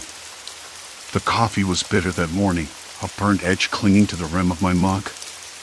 I took a sip anyway, the sharp taste waking me up just enough to notice the soft hum of the refrigerator and the faint scrape of a chair from the next room. The house was unusually still, except for the slow tapping of rain against the window pane. That was normal enough. Gray skies and drizzle in early October. But even the rain seemed to carry a weight today, like it was pressing down on the whole town. I glanced out the window, watching the street glisten under the wet sheen. The usual early risers were missing, no joggers, no dog walkers. Just the occasional car passing by, tires splashing through puddles. It was the kind of quiet that didn't quite settle right in your bones. I knew how that sounds. Paranoia can twist the dullest mornings into something sinister if you let it. And I wanted to believe it was nothing, just a weird streak of bad luck. But the details nagged at me. The missing girl from 2 weeks ago, who'd vanished on her way to the corner store, the man who collapsed in the diner without warning, the strange traffic accident that left no witnesses. I had a job, or at least what passed for one these days. Data analyst at the county office. Not glamorous, but it kept the lights on and the fridge humming. I was used to numbers and charts, not whispers and odd stories. But lately, I found myself scrolling through news reports and police bulletins during breaks, piecing together threads that didn't want to fit. Today, a new report caught my eye, a headline buried in the second page of the digital news feed, local woman hospitalized after sudden collapse. 'Cause unknown. The name was familiar. Marissa Cole. She ran the bakery down on Main Street. I'd stopped in for a cinnamon roll just last week. She'd seemed fine. That afternoon, I decided to stop by the bakery. Maybe it was nothing, but I couldn't shake the feeling that these incidents were connected somehow. The bell above the door jingled softly as I stepped inside. The air smelled sweet and warm, but there was an undercurrent of something else, cleaning supplies, maybe, or something metallic just out of reach. A middle-aged man was behind the counter, wiping down the glass display with practiced motions. He looked up, startled, then gave me a polite nod. "Can I help you?" "Hi," I said, trying to sound casual. I was wondering about Marissa. Haven't seen her around lately. He hesitated, fingers tightening on the cloth. "She's resting. Doctor's orders." I nodded, not sure what else to say. "Anything serious?" He shrugged, but his eyes darted to the closed door at the back. "They're still figuring it out." The bakery had always been a hub, a place where news traveled faster than the internet. But today, the usual chatter was absent, replaced by a quiet that felt too deliberate. I noticed a security camera mounted in the corner, its red light blinking steadily. I hadn't paid much attention to it before, but now it felt like a silent observer, recording every moment without judgment. Walking home, the sky had darkened further.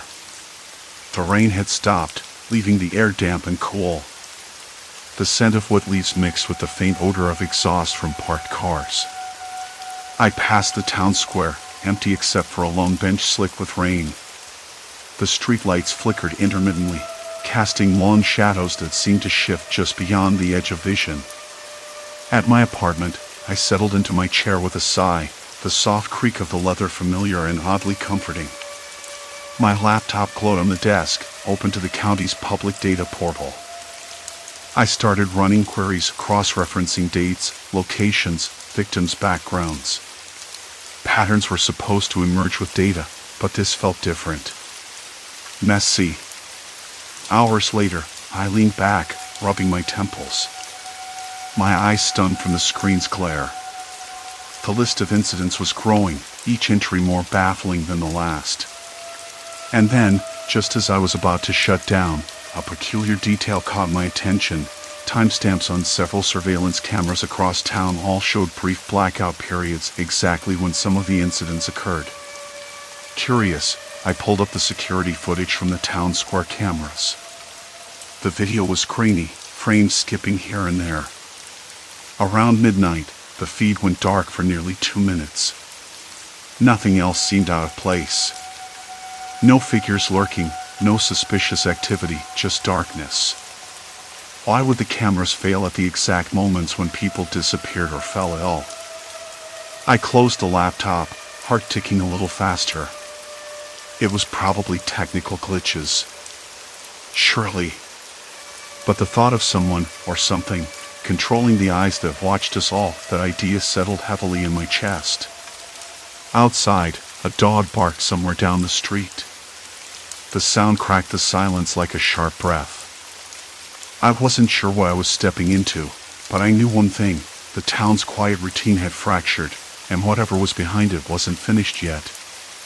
With the previous night's events fresh in my mind, remembering the previous events, the night hadn't let up.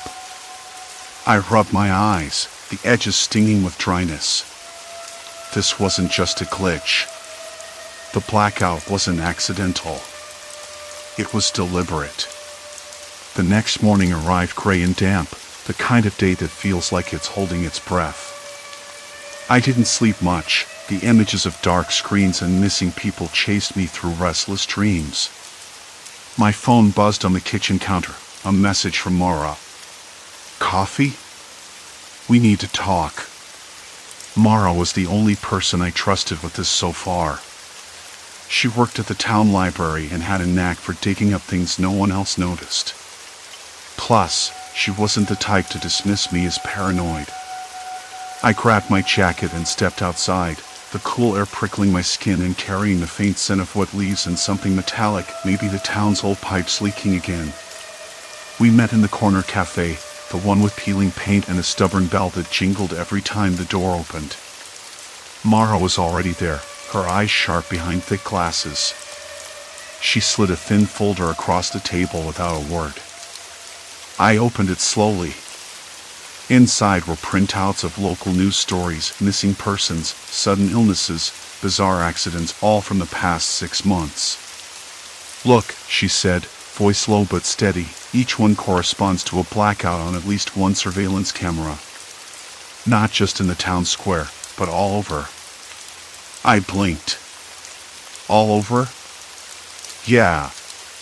The library, the hospital, even private businesses. You saw the timestamps, right? Almost too precise. Like someone planned it. I nodded, feeling a chill crawl up my neck.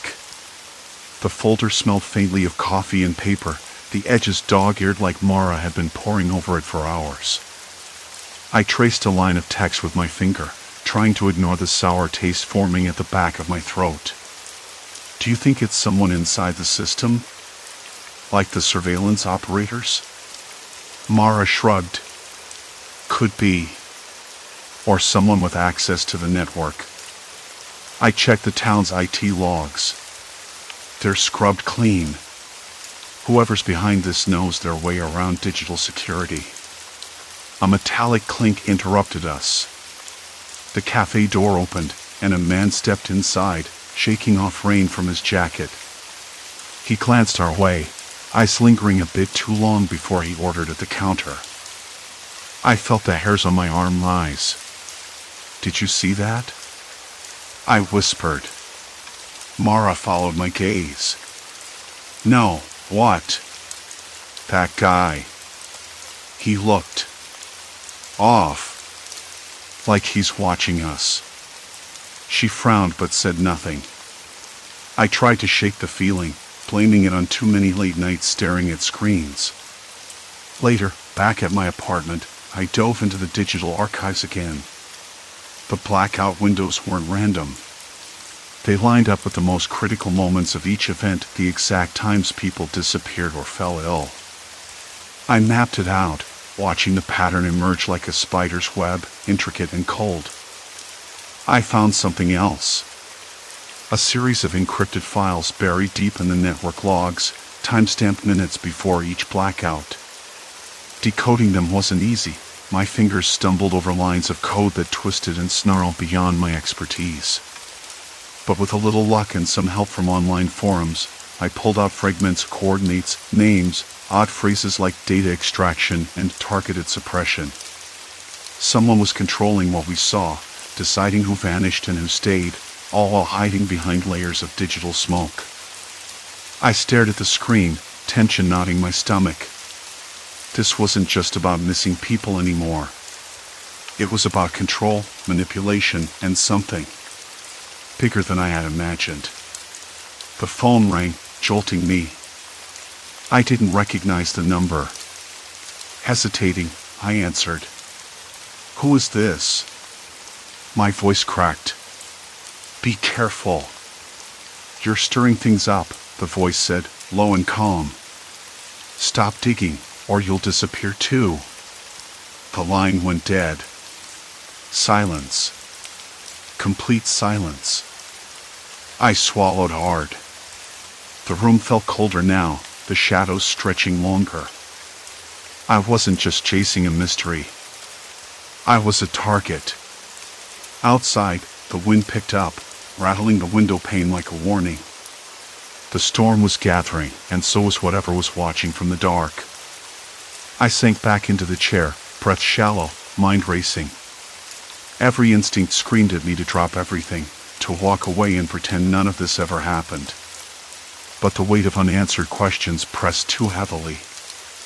Who was on the other end of the line? How did they know about me? And what exactly had I uncovered that was so dangerous? The room seemed to close in, the dim light flickering intermittently. I glanced at the clock, 2:17 a.m. The witching hour, when secrets were said to reveal themselves, or worse, when they came hunting. I debated calling someone, anyone, but who could I trust? The police would likely dismiss my story, or worse, attract unwanted attention. The rain began in earnest, pelting the glass with a steady, relentless rhythm. Each drop sounded like a ticking clock, counting down to something inevitable. My phone buzzed on the desk, jolting me from the spiral of thoughts. I froze, staring at the screen. No caller ID.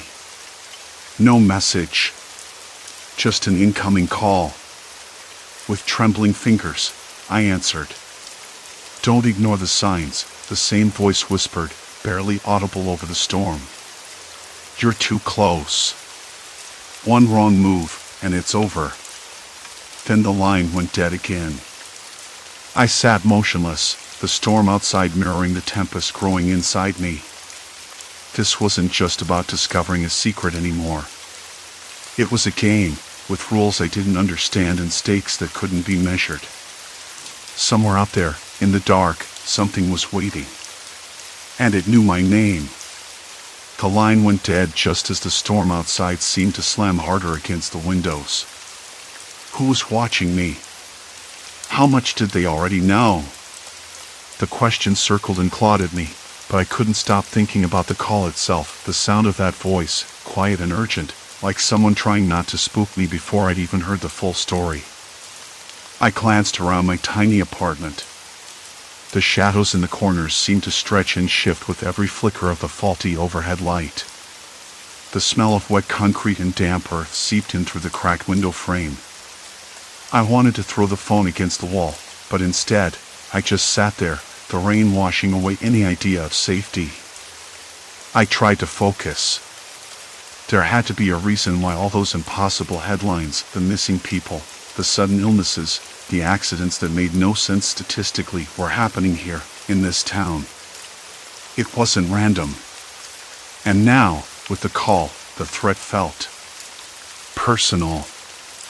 I needed to look again at what I'd found earlier, the pattern buried deep in the data from the little-known community surveillance system. The cameras, the data mining, the way everything was cataloged and cross-referenced. I had thought it was just some overreaching municipal project, a creepily efficient government program gone too far. But now I knew it was much worse. Someone was using that data to decide who disappeared, who got sick, who ended up hurt in ways nobody was supposed to connect. The rain eased to a drizzle, and I finally got up, moving to the small desk where my laptop sat open, the screen flooding the room with a pale blue light. I pulled up the files again, fingers trembling, eyes scanning through rows of names, timestamps, and locations. Each line a life, a story, a potential victim. Then it clicked. Not the pattern I'd been chasing before, but something deeper, layered under the surface. The surveillance wasn't just passive. It was predictive. They weren't waiting for something to happen, they were orchestrating it. Targeting certain people, nudging events to a breaking point, then wiping them out before anyone noticed. I stared at the screen until the numbers blurred. One name, highlighted in red, caught my eye. I recognized it. Sarah Matthews, the woman who'd gone missing 2 weeks ago, the one everyone said just left town. I'd spoken to her once at the grocery store. She was quiet, a little nervous maybe.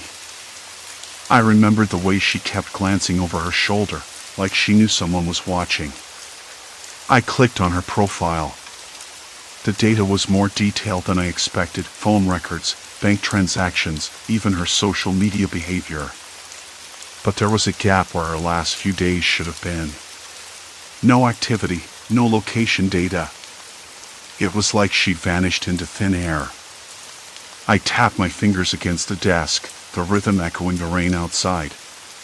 If they could erase someone's existence this thoroughly, what hope was there for the rest of us?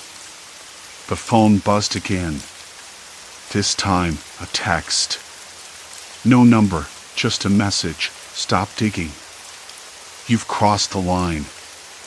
I swallowed hard and looked around the room again. The electrical hum from the street lamp outside flickered in time with my heartbeat. The walls seemed to close in, the air thick with something metallic, fear, maybe, or adrenaline.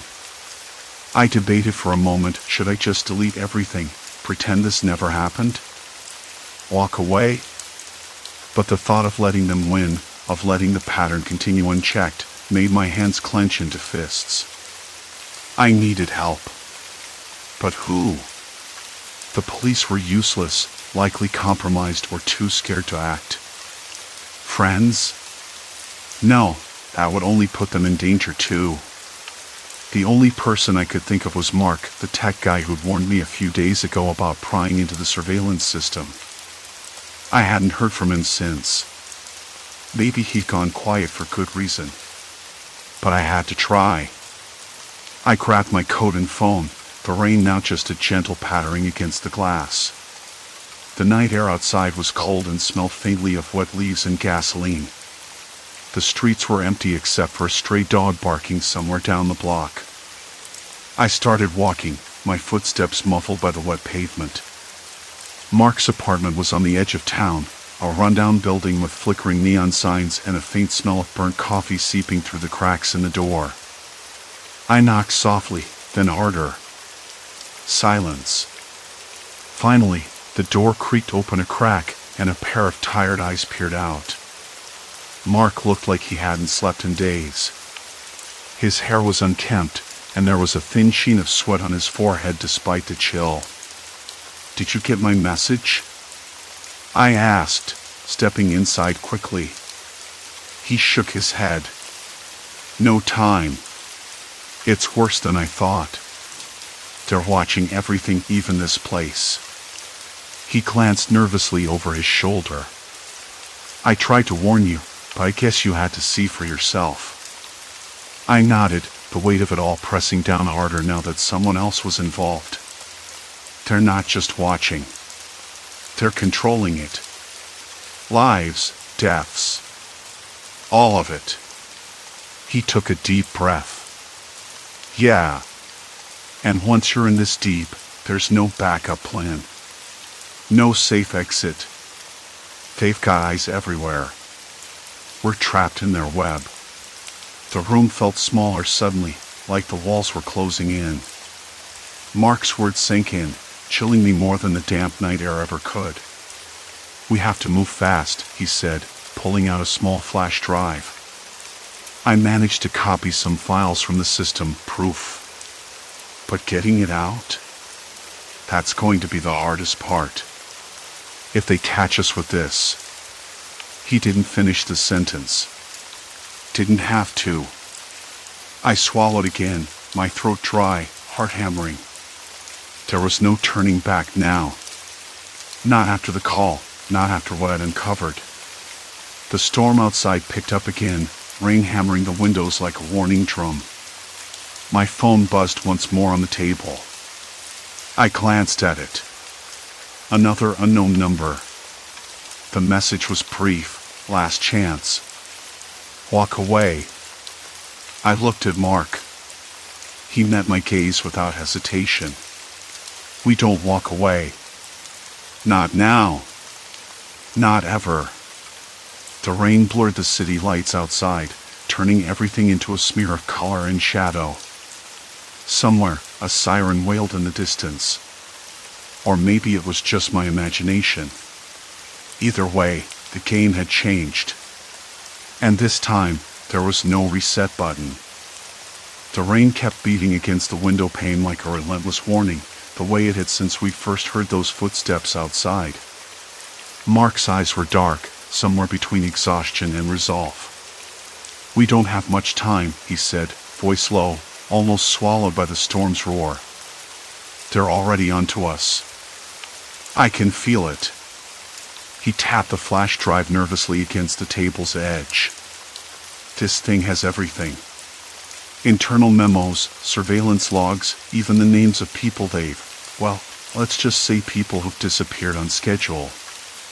I swallowed hard and looked away, eyes tracing the blurred shapes of cars passing outside under the streetlights. Their headlights sliced through the rain, casting long, shaking shadows across the cracked sidewalk. I could hear distant thunder rolling, a deep rumble that felt like it was shaking the bones of the city itself. The storm wasn't just outside, it was inside me now, a storm of fear, anger, and disbelief. "You realize what this means, right?" I said, voice barely above a whisper. "If they catch us with this, it's not just about losing the files. It's about disappearing, too." The weight of that possibility settled cold in my stomach. Mark nodded without hesitation, and for a moment, the silence between us was louder than the storm.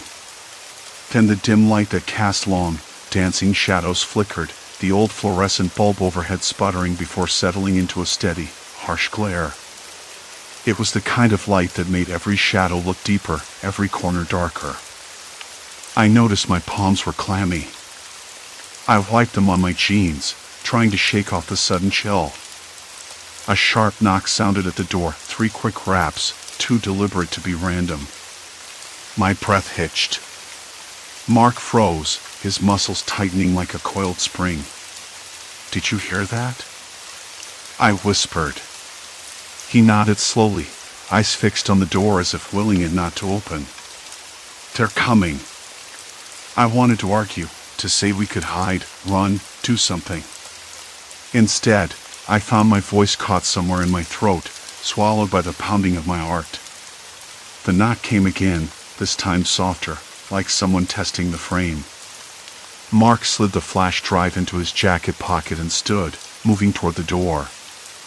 "You stay here," he said, but his voice didn't have its usual steadiness. It was cracked, raw. "If it's them, don't open. If it's not, I'll be back." I nodded, though every instinct screamed to follow him. I didn't need to see him go to know the danger was closing in. The hallway beyond the door was pitch black, the storm's fury muffled but still audible, a distant, persistent threat. I pressed my back against the wall, my hands trembling enough to make the chipped plaster beneath my fingers crumble slightly. I could smell the faint, metallic tang of rain mixed with the dust of old paint. The whole apartment felt like a trap, every shadow a potential hiding place for someone watching, waiting. Minutes passed. Or maybe seconds. Time lost meaning. I wasn't sure if my ears were just playing tricks or if there really was a faint shuffling down the hall, feet moving cautiously, pausing, then retreating. The sound of water dripping somewhere nearby filled the silence, steady and unsettling. Then Mark's figure appeared in the doorway, backlit by the dim light from the stairwell. His face was pale, sweat gleaming on his forehead. "We need to leave. Now!" His voice was urgent, low. I grabbed my coat, the fabric rough against my skin, and followed him out. We moved quickly down the stairs, the familiar creaks and groans of the building now sounding like warnings. Outside, the rain had eased into a persistent drizzle, the streetlights casting a sickly orange glow over wet pavement. "Where are we going?" I asked, trying to keep my voice steady. "Anywhere but here," Mark said, glancing over his shoulder as if expecting shadows to leap from the alleyways. "I have a friend who can help us, someone off the grid. We can't trust anyone else." We slipped through the damp streets, the cold air stinging my cheeks and filling my lungs. The town felt different tonight. More hostile. Every closed door, every shuttered window seemed to be watching us, judging us. The headlines flashing across my mind, the missing people, the sudden illnesses, the accidents that never made sense, now felt like they were all connected, like the town itself was a giant web, and we were the flies caught inside. "Do you think they know what we have?" I asked. Mark didn't answer right away. Instead, he pulled his jacket tighter, his breath misting in the cold air. "I don't know. But whoever they are, they're thorough. They watch everything. The cameras, the data mining, they're not just collecting information. They're controlling it. Shaping it. And if you get in their way," his voice trailed off. We rounded a corner onto a quieter street. The houses here were older, boarded up in places, their porches sagging. A stray dog barked somewhere in the shadows, a sharp, broken sound that made me jump. Mark stopped suddenly. "This is the place." He pressed a hidden buzzer beside a rusted gate. The sound echoed oddly in the still night. After a long pause, the gate clicked open. Inside was a narrow courtyard, cluttered with overturned chairs and potted plants covered in rain. The door to the building was heavy and scarred, but it swung open before we could knock. A woman stepped out, small, wiry, with sharp eyes that seemed to pierce through the night. She glanced at the flash drive in Mark's hand. "You're in deeper than I thought," she said. Her voice was quiet, but edged with steel. "I don't have a choice," Mark said. "We need to expose them. Before more people vanish." She nodded once, steadily. "Then we don't have much time. They've already started moving against us. The surveillance, it's more than cameras now. It's algorithms tracking behavior, patterns, predicting where to strike next." I swallowed again, the cold tightening around my chest. How do we fight something like that? When they see everything? Her eyes flicked toward the window, where the faint glow of flickering monitors showed lines of code and streams of data. We don't fight it head-on. We disappear inside it. Ghosts in the machine. And we make them pay attention to us in the only way they understand, by breaking their own system. The words settled over me like a cold wind. I had no idea what that meant, exactly. But I knew one thing for sure. The stakes had just climbed higher than I could have ever imagined. This wasn't just about headlines anymore. It was about survival. And the town's silent watchers weren't done yet. The door slammed behind us, the echo bouncing off the wet pavement outside. I looked at Mark. At the woman. At the flickering screens. No reset button. No turning back. Only forward. The door slammed behind us, the echo bouncing off the wet pavement outside like a warning. We didn't pause. The night air was thick and cold, slick with rain that made the streetlights shimmer like fractured glass. My hands trembled as I tried to steady my breath, the weight of what we'd just uncovered pressing down on me. The surveillance wasn't just about cameras anymore, it was algorithms, data mining, prediction, something cold and calculating, watching every move, every habit, every whispered conversation. How do we disappear inside it? I asked her again, voice barely above a whisper, as if speaking louder might summon the watchers we feared. She glanced back toward the flickering monitors, where lines of code scrolled endlessly, like an unreadable language from some other world. By becoming unpredictable. By feeding it noise it can't decode. By breaking its own rules. I didn't understand exactly how. At least, not yet. But I knew this night was a turning point. The stakes had shifted. It wasn't just about the missing people anymore. It was about all of us, anyone who had ever thought they could walk freely through this town without being seen, measured, predicted. The rain hammered harder, tapping on the cracked sidewalk with a relentless rhythm that matched my pulse. I walked beside her, the glow of the monitors fading behind us, swallowed by the dark streets. Morning came slow and gray. I woke up to the dull ache of exhaustion and the faint hum of my phone vibrating on the nightstand. Messages. Alerts. More impossible coincidences splashed across the local news feeds. Another disappearance, this time a teenager last seen near the river, a sudden outbreak of food poisoning at the diner, a car accident with no clear cause. I sat up, the sheets tangled around my legs, and stared at the ceiling. The patterns were all there, waiting for someone to notice, to connect the dots. I was that someone now. No going back. At breakfast, I barely touched my coffee, the bitterness scraping my tongue. I think we can turn this around, I said to her when she joined me, eyes sunken but fierce. She nodded, rubbing her temples. They're monitoring us, sure. But every system has a blind spot. We just have to find ours. We spent the day piecing it together. The data stream she'd uncovered, the surveillance feeds I tracked, the strange anomalies in the town's public records. There was a spider web of control, but also cracks, gaps where the system's reach faltered, moments of hesitation in the algorithms. I realized, as the afternoon sunlight filtered through the blinds, that this wasn't about fighting the system head-on. It was about survival through subtlety. About slipping through the cracks like shadows, leaving false trails in the data, confusing the watchers until they couldn't tell friend from foe, truth from fiction. That evening, the weight of the day's revelations settled over me like a thick fog. I stood by my window, watching the street below where people moved like puppets, unaware of the unseen eyes. The city's hum was a low, constant drone, the distant bark of a dog, the scrape of tires on wet asphalt, the faint whir of drones overhead.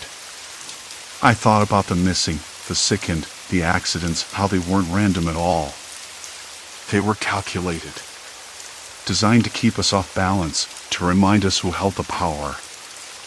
I opened my laptop, fingers hovering over the keyboard. I hesitated. Could I really pull this off? Could I become a ghost in a system designed to trap ghosts? The idea felt absurd. But I reminded myself, the only alternative was surrender. I started feeding the system false data, small, almost imperceptible changes that would ripple through the algorithm. Erratic behavior patterns, conflicting location reports, fake social media posts. It was like throwing sand into a machine. Harmless, maybe, but potentially disruptive. The first few hours brought nothing. Then, a shift. The news alerts began to slow. The impossible coincidences became less frequent, as if the system's grip was loosening, just a little. Days passed. The town felt different, less oppressive, somehow, though the watchers never disappeared. I realized the surveillance wasn't just about control, it was about understanding. About molding us into predictable pieces on a board we didn't know we were playing. I wasn't the same person who'd started this. The paranoia had given way to a sharper awareness, a cautious hope. I felt the boundaries of my own life stretching, the edges fraying in a way that was both terrifying and exhilarating. One night, I met her again in the same dim room where it all began. The monitors hummed softly, but this time, the lines of code seemed less hostile, more like a puzzle we were beginning to solve together. She looked at me and smiled, a small, tired smile that carried the weight of everything we'd lost and gained. "We made a dent," she said. "Not a victory, not yet. But a start." I nodded. Outside, the rain had stopped. The silence was no longer a threat, it was a fragile promise. In the weeks that followed, the town's headlines quieted. The missing were fewer, the illnesses less frequent. People started to walk a little freer, those shadows lingered in the corners, reminders that the watchers were still there. I found myself more attuned to the subtle rhythms of life, the way the wind carried the scent of damp earth after rain, the rough texture of plaster under my fingertips, the distant laughter of children playing in the park. These small things grounded me, tethered me to a reality that was still mine. I knew the system would adapt. It always did. But now, I had a tool they couldn't predict, unpredictability itself. The messy, chaotic, beautifully human element that no algorithm could ever fully capture. At night, when the town went quiet and the glow of the monitors faded into darkness, I felt something new. Not peace, exactly. Not safety. But a kind of fierce, fragile agency. We were still being watched. Still measured, tracked, analyzed. But we were no longer just data points. We were resistance. And in that, there was hope. The fight wasn't over. But for now, we'd reclaimed a piece of ourselves. Silence. Complete silence. Then the soft click of a keyboard, and the endless dance began again. Story 6, Unseen Pursuer, the Stalking Pattern. I never thought I'd notice something like this. It all started on a Thursday afternoon. I was sitting in the park near my apartment, the one with the cracked benches and that old oak tree that lost half its leaves last fall but still didn't give up. The air smelled faintly of damp earth and something else, burnt toast, maybe, from the cafe across the street. I was half listening to a podcast, half watching the people pass by, when I noticed him. A man, mid-30s, wearing a dark jacket and a baseball cap pulled low. He wasn't doing much, just standing by the park gate, hands stuffed deep in his pockets, eyes scanning the street. The sort of casual observation that feels anything but casual when it's fixed on you. I looked away fast, but when I glanced back, he was still there. I shrugged it off. Maybe he was waiting for someone. Maybe I was just being paranoid. I wasn't sure. But the weird part was what happened later that day. I was walking home after work, taking my usual route through the quieter side streets. The sun was dipping, turning everything a little too orange, shadows stretching longer than they should. My phone buzzed with a message from Jess, something about meeting up this weekend. As I turned the corner onto Maple Street, I nearly collided with the same man from the park. Same jacket, same cap. This time, he didn't look away right away. His eyes met mine, sharp and unreadable. I stumbled past him, heart thudding in my chest, but I told myself it was coincidence. Just random. Except it wasn't. Over the next week, the pattern kept repeating. At the subway station, near the grocery store, even outside my building late at night. Always the same man, sometimes with different companions who vanished when I looked directly at them. I started noticing other people too, strangers who lingered in doorways or sat too still on benches. They never approached, never spoke, but their presence felt deliberate, like a slow, steady pressure I couldn't shake. One evening, I was in the elevator of my building, heading up to my apartment on the 4th floor. The air was thick with the scent of stale cleaning products and something metallic I couldn't place. The lights flickered once, just a quick pulse, but it was enough to make me flinch. When the doors slid open, I saw him again. Standing just outside the elevator, as if waiting for me. I backed inside quickly, pressing the button for my floor 3 times before the doors finally closed. My hands trembled. I leaned against the wall, listening to the quiet hum of the elevator, trying to tell myself it was nothing, that I was imagining things. But the knot in my stomach said otherwise. I started changing my routine, taking different routes, leaving earlier or later. Sometimes I'd circle back just to see if he was there. Usually, he was. Always watching. Always waiting. You know, you're really making me paranoid, I told Jess when we met for coffee the next day. The cafe smelled like cinnamon and roasted almonds, warm and cozy, a sharp contrast to the cold buzz in my mind. She frowned, stirring her drink slowly. Maybe you just need a break, she said. A vacation or something. You're working too much. I laughed, but it felt hollow. Maybe. But it's not just work. I don't know. I keep seeing this guy everywhere I go. Like he's following me. Jess raised an eyebrow. Are you sure you're not just noticing him more because you're looking for him? I thought that at first, I admitted. But it's not just him. Sometimes, there are other people too. Strangers who show up right where I end up in trouble or close to it. Like yesterday, when that bike almost hit me at the crosswalk. I swear, the guy was right there, watching. She reached over and touched my hand. Sounds like you're on edge. Maybe you need to stop looking. I wanted to agree. I wanted to believe it was all in my head. But the feeling wouldn't go away. That cold awareness, like someone was pulling strings just beyond my sight. The strangest part? The places where these strangers appeared weren't random. They matched moments when I felt vulnerable. When I was alone. Times I wasn't sure if I should turn left or right. Times I hesitated. Like the night I was walking home from the bookstore, carrying a bag of new novels and the scent of rain on the pavement. It was late, and the streetlights flickered unevenly, casting long, jittery shadows. I heard footsteps behind me, slow and steady. I glanced back, heart pounding, and there he was again, the same man, his face half hidden beneath the brim of his cap. I stopped. He stopped. The distance between us didn't change. I wanted to call out, to ask what he wanted, but my voice lodged somewhere deep in my throat. Instead, I faked a phone call, holding the screen to my ear and pretending to talk.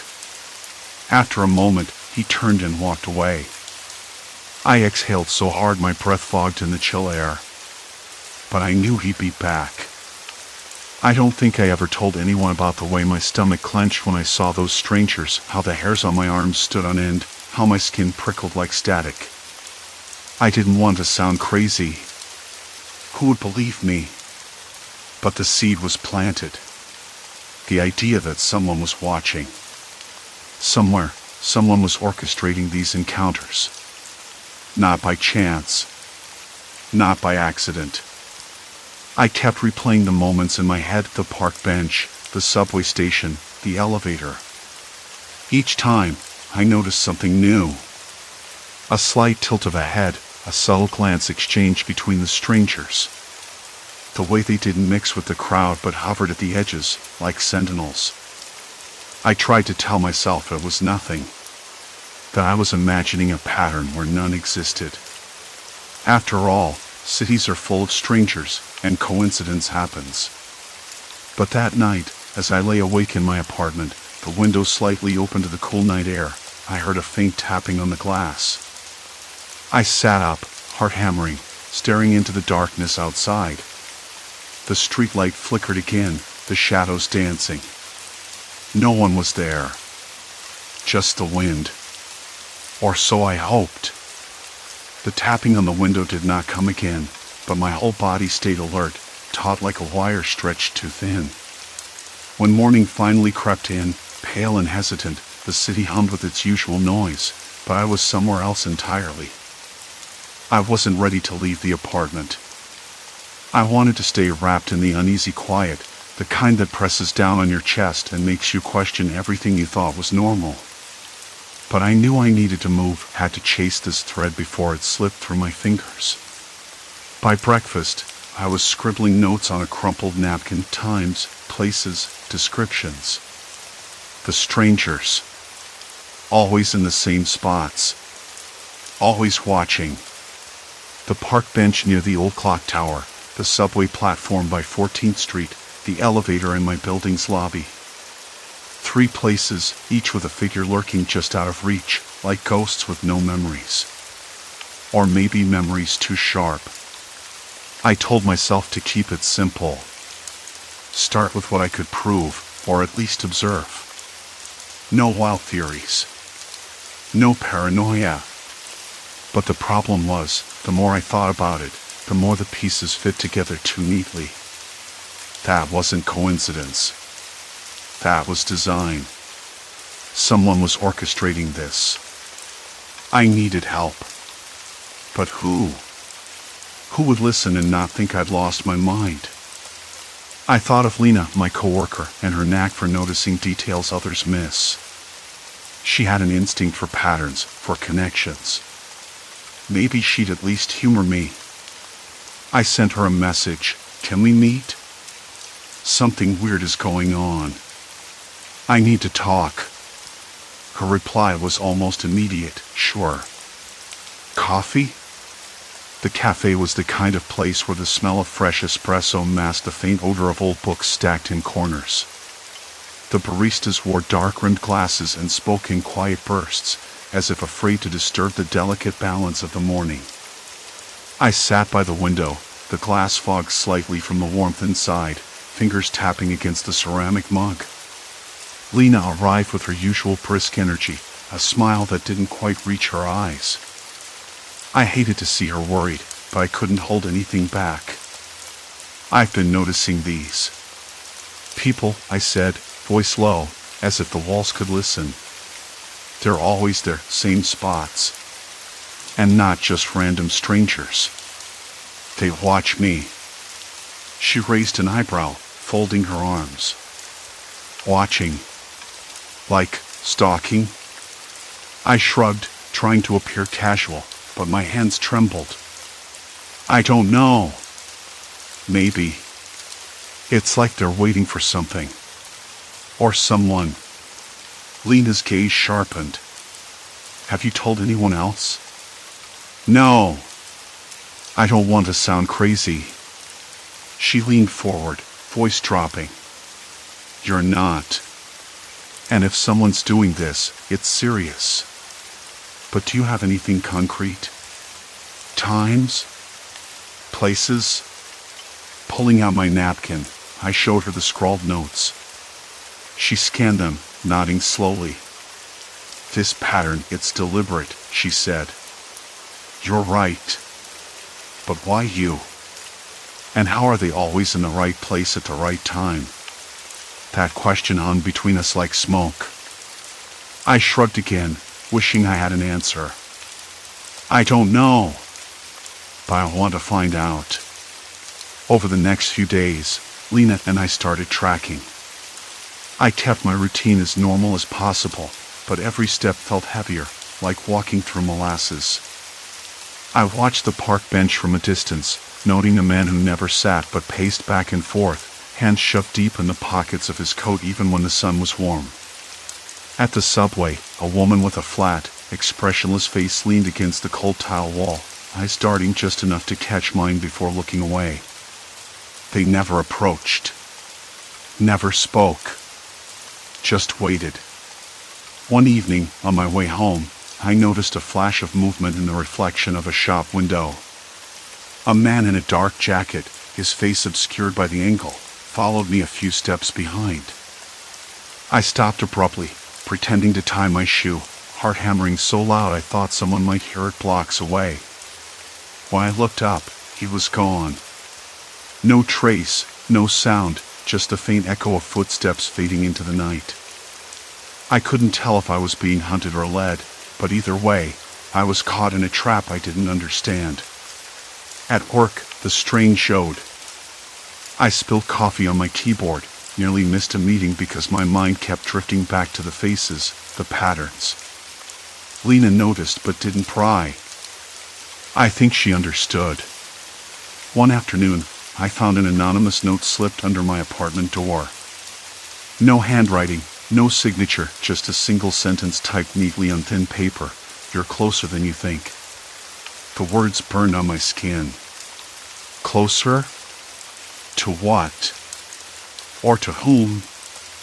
I stared at the note for what felt like hours, the city buzzing faintly outside my window.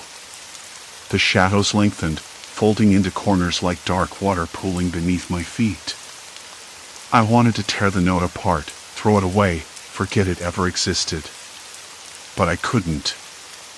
I needed it. Like a lifeline. The next day, Lena suggested we check the building's security footage. Maybe the elevators, the lobby cameras. If someone was following me, surely they'd appear there too. I agreed, though part of me dreaded what we might find. We stood in the building manager's cramped office, the air thick with stale cigarette smoke and the hum of an ancient computer. The screen flickered to life, grainy images of the lobby cycling through the last week. There they were. The strangers. Always on the edges. The man with the coat who never sat at the park bench. The woman with the blank stare at the subway. The figure who followed me outside that one night. But this time, something was different. On the footage from 2 nights ago, I saw myself walking through the lobby, looking over my shoulder, and just behind me, a shadow detached itself from the crowd, moving deliberately, matching my pace exactly. I froze. The air in the room felt suddenly thinner, colder. "Do you see that?" I whispered. Lena nodded, her face pale. "They're not just watching. They're controlling your path." Control. The word tasted bitter. I thought of my apartment window, the tapping, the flickering streetlight, the way the strangers always seemed to vanish when I tried to confront them. A slow, sinking feeling settled in my stomach. This wasn't random. It was a game, and I was the only player. On my way home, I kept looking over my shoulder, every shadow a potential threat, every pedestrian a possible watcher. The city, once familiar and alive, had become a maze designed to trap me. I reached my front door, hands shaking as I fumbled with my keys. As I stepped inside, the dim light that cast long, dancing shadows flickered again. Silence. Complete silence. And then, on the kitchen table, I saw it, another note. This one handwritten, in the same neat script. You won't find us if you don't play. My breath caught. I sat down slowly, the note trembling in my hand. The storm was gathering, and I was right in the middle of it, with nowhere to run and no one to trust. The note sat on the kitchen table, the neat script mocking me under the weak glow of the flickering overhead bulb. You won't find us if you don't play. The words were simple, but the implication stretched wide and dark. I traced the letters with a trembling finger, the paper rough against my skin, as if it were a contract I never signed but was now forced to read. I wanted to rip it up, scream at the silence that swallowed the apartment, but my hands refused to steady. The tapping at my window echoed faintly in the background, steady, deliberate. Like a metronome counting down the seconds of my sanity. Lena's words floated back. They're not just watching. They're controlling your path. Control. That word twisted in my gut. The city was no longer a place to wander freely. It was a cage, and I was the rat scurrying through its maze. I sat down heavily, the chair scraping against the worn linoleum floor. The air smelled stale, tinged with the faint hint of cold rain that had just stopped outside. I'd already lost the safe spaces I once knew. My apartment, once a refuge, felt like a stage with invisible strings pulling at my limbs. I needed to understand. Not just to survive, but to fight back. If I was a pawn, I had to see the board. I dialed Lena's number, my thumb hovering over the screen. When she answered, her voice was low, cautious. You still awake? Barely, I admitted. That note, it's not just a warning. It's a rule. I don't think they want me to stop. There was a pause. Then, I've been digging. Look, I found something. Go on. She hesitated. Remember the cafe you passed yesterday? The one where the guy, the tall one with the gray jacket, was sitting outside? I pictured him. The way he'd watched me, eyes sharp but unreadable. Right. I checked. Not just random. He's been there every day for the past 2 weeks. Same table, same spot. And my voice cracked. They're using public spaces as checkpoints. It's like they're marking your route, controlling the flow. You don't just bump into strangers by chance, not that often anyway. I swallowed hard, feeling the walls close in. So, I'm trapped in a loop. They decide where I go, who I see, when I feel safe or threatened. Exactly. I wanted to close my eyes and pretend it wasn't true. But the city outside my window was humming with a cold, relentless rhythm that matched the tapping. Lena, how do I stop playing? Her silence was louder than any answer. I don't know if you can, but I'm working on something. I'll call you back soon. The line went dead, leaving me with the ticking of the clock and the distant drip of water from the cracked faucet. I paced, my fingers brushing against every surface, searching for a clue, a sign, anything that wasn't part of the game. My mind raced, piecing together every encounter, every stranger's face, every flicker of that cursed streetlight. A sudden noise snapped me out of my thoughts, a soft knock at the door. My breath hitched. No one should be here. I moved closer, heart hammering in my chest. The knock came again, slower this time, deliberate. I didn't answer. Whoever it was knew I was home. Knew I was alone. The knocking stopped. In its place, a faint rustling sound, like fabric brushing against the floor. I grabbed my phone, dialing 911 instinctively, then hesitated. What could I say? Someone's outside my door, but I'm not sure who. Would they believe me? Would they come in time? The rustling grew louder, then a voice, barely above a whisper. "Do you want to play?" My hands trembled so much I nearly dropped the phone. I barely managed to type a quick message to Lena, "Help. Someone's here." No reply. The voice came again, this time clearer, closer. "You can't hide." Cold sweat slicked down my back. I glanced around, looking for an escape route, but the windows were barred by shadows and locked tight. The apartment felt smaller, suffocating. I backed toward the kitchen, heart pounding so loud I feared it might betray me. The door handle rattled. Then a sudden silence. The kind that presses into your ears, waiting. I didn't breathe. Didn't move. Minutes slid by, slow and heavy. Then, just as suddenly as it began, the knocking resumed, this time from the window. The tapping again, relentless. I rushed over, peering through the cracked curtain. No one. Just the empty street, slick with rain, glistening under the flickering streetlight. But on the ground, a small envelope rested. I grabbed it, fingers numb. Inside, another note. This one typed, "Your choices are no longer yours. The path is set." I dropped the paper, a cold knot tightening in my throat. The game had changed. I wasn't just being watched or manipulated, I was trapped, a player in a maze with no exit. I sank to the floor, the weight of realization crushing me. The city, the strangers, the notes, they weren't random. They were pieces of a plan. A plan I was forced into. And worse, I understood now. There was no running. No hiding. Not anymore. Because the next move was theirs. And I had no idea what it would be. I stayed on the floor, the note crumpled in my hand, the words echoing louder than the rain outside. I wanted to scream. I wanted to run. But the weight of the note pinned me in place.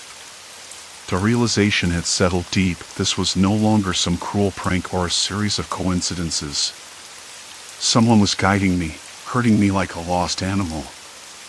And worse, watching every falter. I forced myself up, every movement slow and deliberate. My hands trembled, the paper rustling like dry leaves in a windless room. I shoved the note into my jacket pocket and moved toward the window again. The street was empty, the puddles reflecting the city's tired glow. But beneath the streetlight, a figure lingered. Still. Watching. I blinked. The man was too far to make out details, but his posture was unnervingly calm. Not threatening yet. More like he was waiting for me to make a move. I swallowed hard, the metallic taste of fear rising. The streetlight flickered again, the bulb sputtering like it might die any second. I closed the curtain without looking away and retreated into the shadows of the room. My phone buzzed, jerking me from the fog of dread. I fumbled it out of my pocket, fingers clumsy. A message, unknown number. Don't trust the light. It lies. I stared at the screen, then at the window. The man was gone. Silence. Complete silence. I paced the room, the floor creaking under my feet. My mind raced through everything, the strangers, the notes, the way every place I ended up seemed pre-selected, a trap closing in. A puzzle I was forced to solve without rules. The next morning came too soon, gray and unwelcoming. I lay awake, staring at the ceiling, the shadows from the blinds slicing across my face. The note's words haunted me. The path is set. It felt like a sentence, a verdict passed down by some unseen judge. I knew I couldn't stay in that apartment. Every corner felt like a snare. I needed answers. Or at least a way to break free. I grabbed my coat, the fabric rough against my skin, and headed out. The city was indifferent, humming with life and noise, but that only made the isolation sharper. Every step felt like a test. I scanned faces, searching for the familiar strangers. The ones who had popped up at every dangerous turn like ghosts tethered to my fate. By midday, I found myself at the cafe where I'd first noticed the man with the long coat, the one who'd been there the day the stranger cornered me near the subway entrance. The place smelled of burnt coffee and stale pastries. The chatter was a dull roar, a low tide of voices that didn't include me. I sat near the window, watching the street. Minutes passed like hours. Then the man appeared again. Same coat, same slow, deliberate walk. He didn't meet my eyes but paused, just for a moment, before disappearing into the crowd. That pause was enough. I pulled out my phone, fingers shaking as I dialed a number I hadn't called in weeks. "Hey," I said when the voice answered. "It's me." The line crackled. "Are you okay?" It was Jamie, my closest friend. The one person who still believed me when I said I was being watched. "Not really," I admitted. "I think someone's controlling me. Like, orchestrating everything I do. And they're watching." Jamie was silent for a moment. "That's insane." "I know how that sounds," I said quickly. "But it's happening." I saw him again. The guy with the coat. At the cafe. He's always there before something bad happens. "Have you told the police?" Jamie's voice was cautious. "No. I don't think they'd take me seriously. Besides, I don't even know what bad means anymore. It's all psychological. Mental. Like I'm unraveling, and he's pulling the strings." There was a pause, then, "You're not alone in this. Meet me tonight. We'll figure something out." I hung up, feeling a flicker of hope. Maybe I wasn't going crazy. Maybe. That afternoon, I wandered through the city's maze of alleys and side streets, chasing shadows and trying to map the pattern in my mind. Each familiar face, each repeated location, it felt like a script written by someone else. The air was thick with the smell of damp concrete and exhaust fumes. The distant wail of a siren sliced through the hum of traffic. At one point, a woman passed me on the sidewalk. A stranger, but her eyes locked with mine for just a second longer than normal. That brief connection sent a shiver down my spine. Was she part of it?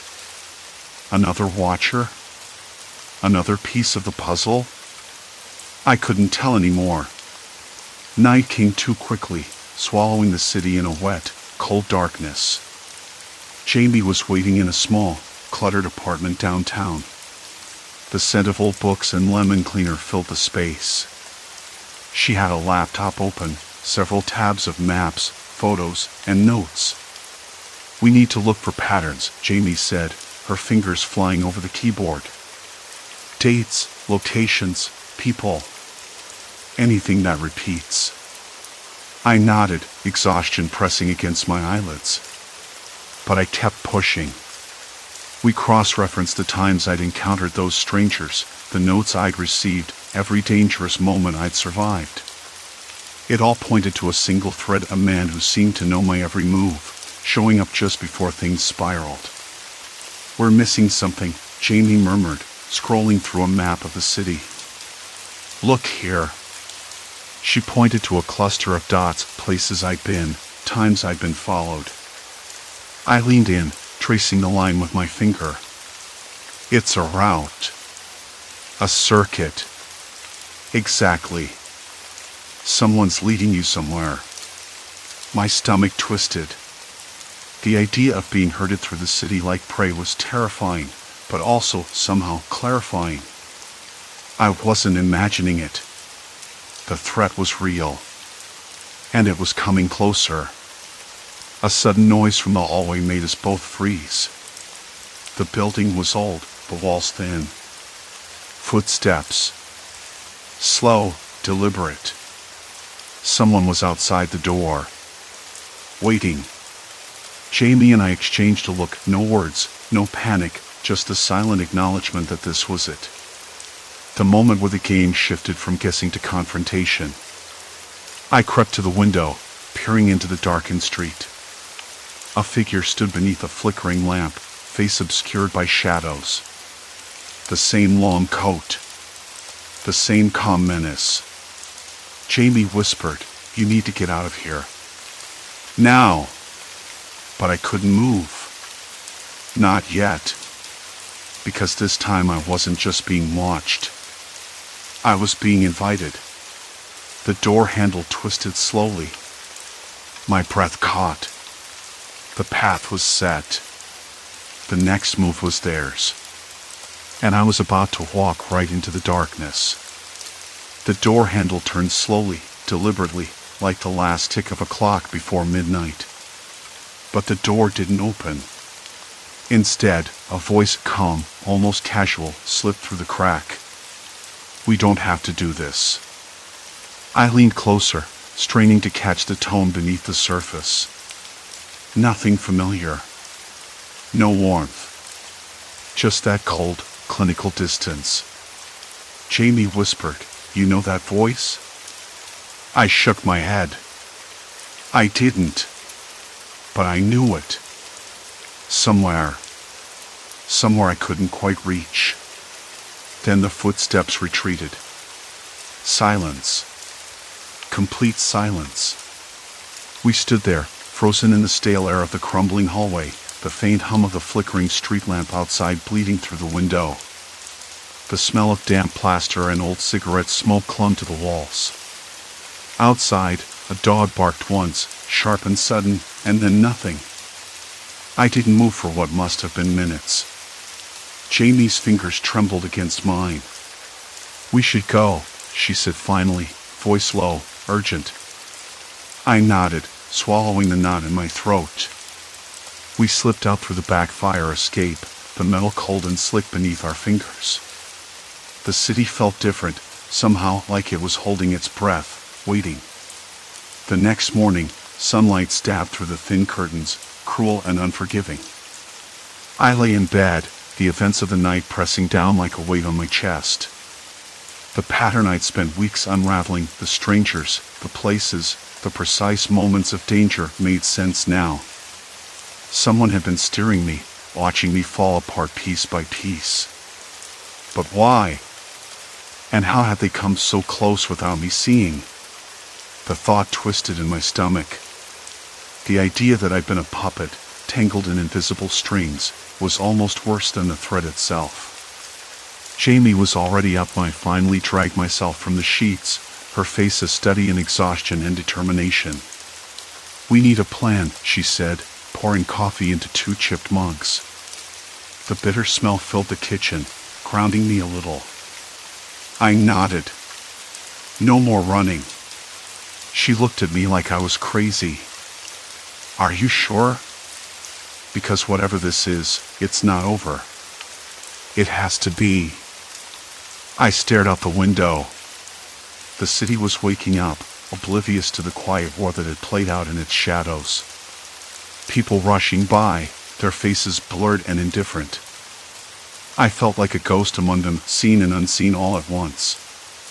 Over the next few days, I tried to reclaim my life. Work was a blur of emails and meetings, but my mind was elsewhere, fixated on the gaps in the puzzle. I retraced steps, revisited places where the strangers had appeared, hoping for a clue, a mistake, anything. But the city was silent. No figures lurking at the edges of my vision. No long coats or calm faces in shadows. Just the hum of daily life. Yet the fear lingered beneath my skin, a low, persistent hum. I caught myself checking reflections in windows, scanning crowds for familiar faces. I stopped answering my phone when I didn't recognize the number. Sleep was a stranger, my dreams tangled with half-remembered footsteps and whispered threats. One evening, Jamie came over with a folder of notes she compiled, photos, scribbled addresses, timelines. Look at this, she said, spreading the papers across my kitchen table. Patterns. Connections. Whoever this is, they don't just follow you. They study you, learn your habits, your fears. I traced a finger along the line of dates. It's like they choreographed it all. She nodded. Exactly. And the last move? That door. It wasn't about breaking in. It was a test. To see how you react. I swallowed hard, the bitter tang of coffee and anxiety mixing in my mouth. So what now? If they're still watching? Jamie's eyes darkened. Then we have to change the game. I started small altering routines, varying routes, avoiding predictable patterns.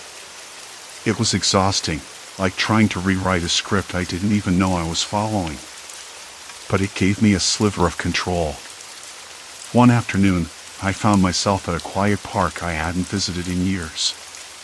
The air was thick with the scent of wet grass and blooming lilacs. A soft breeze rustled through the trees. For a moment, the world felt normal again. Then I saw her. A woman sitting on a bench, sipping coffee, watching me with an unreadable expression. She was new. Different from the long coat, different from the previous strangers. But the look in her eyes was the same. Recognition. Interest. I didn't approach. I just stood there, heart hammering, waiting to see what came next. She smiled faintly, then turned and walked away, disappearing into the crowd. I realized then that this wasn't over. Maybe it never would be. But I wasn't the same person who had been caught in the web before. The fear was still there, yes, but so was something else. Resolve. A hard-edged clarity. I wasn't just a victim. I was awake now. Weeks passed. The city's rhythm resumed its indifferent pulse. The figure in the long coat never reappeared. The mysterious woman from the park was gone, like a shadow dissolving at dawn.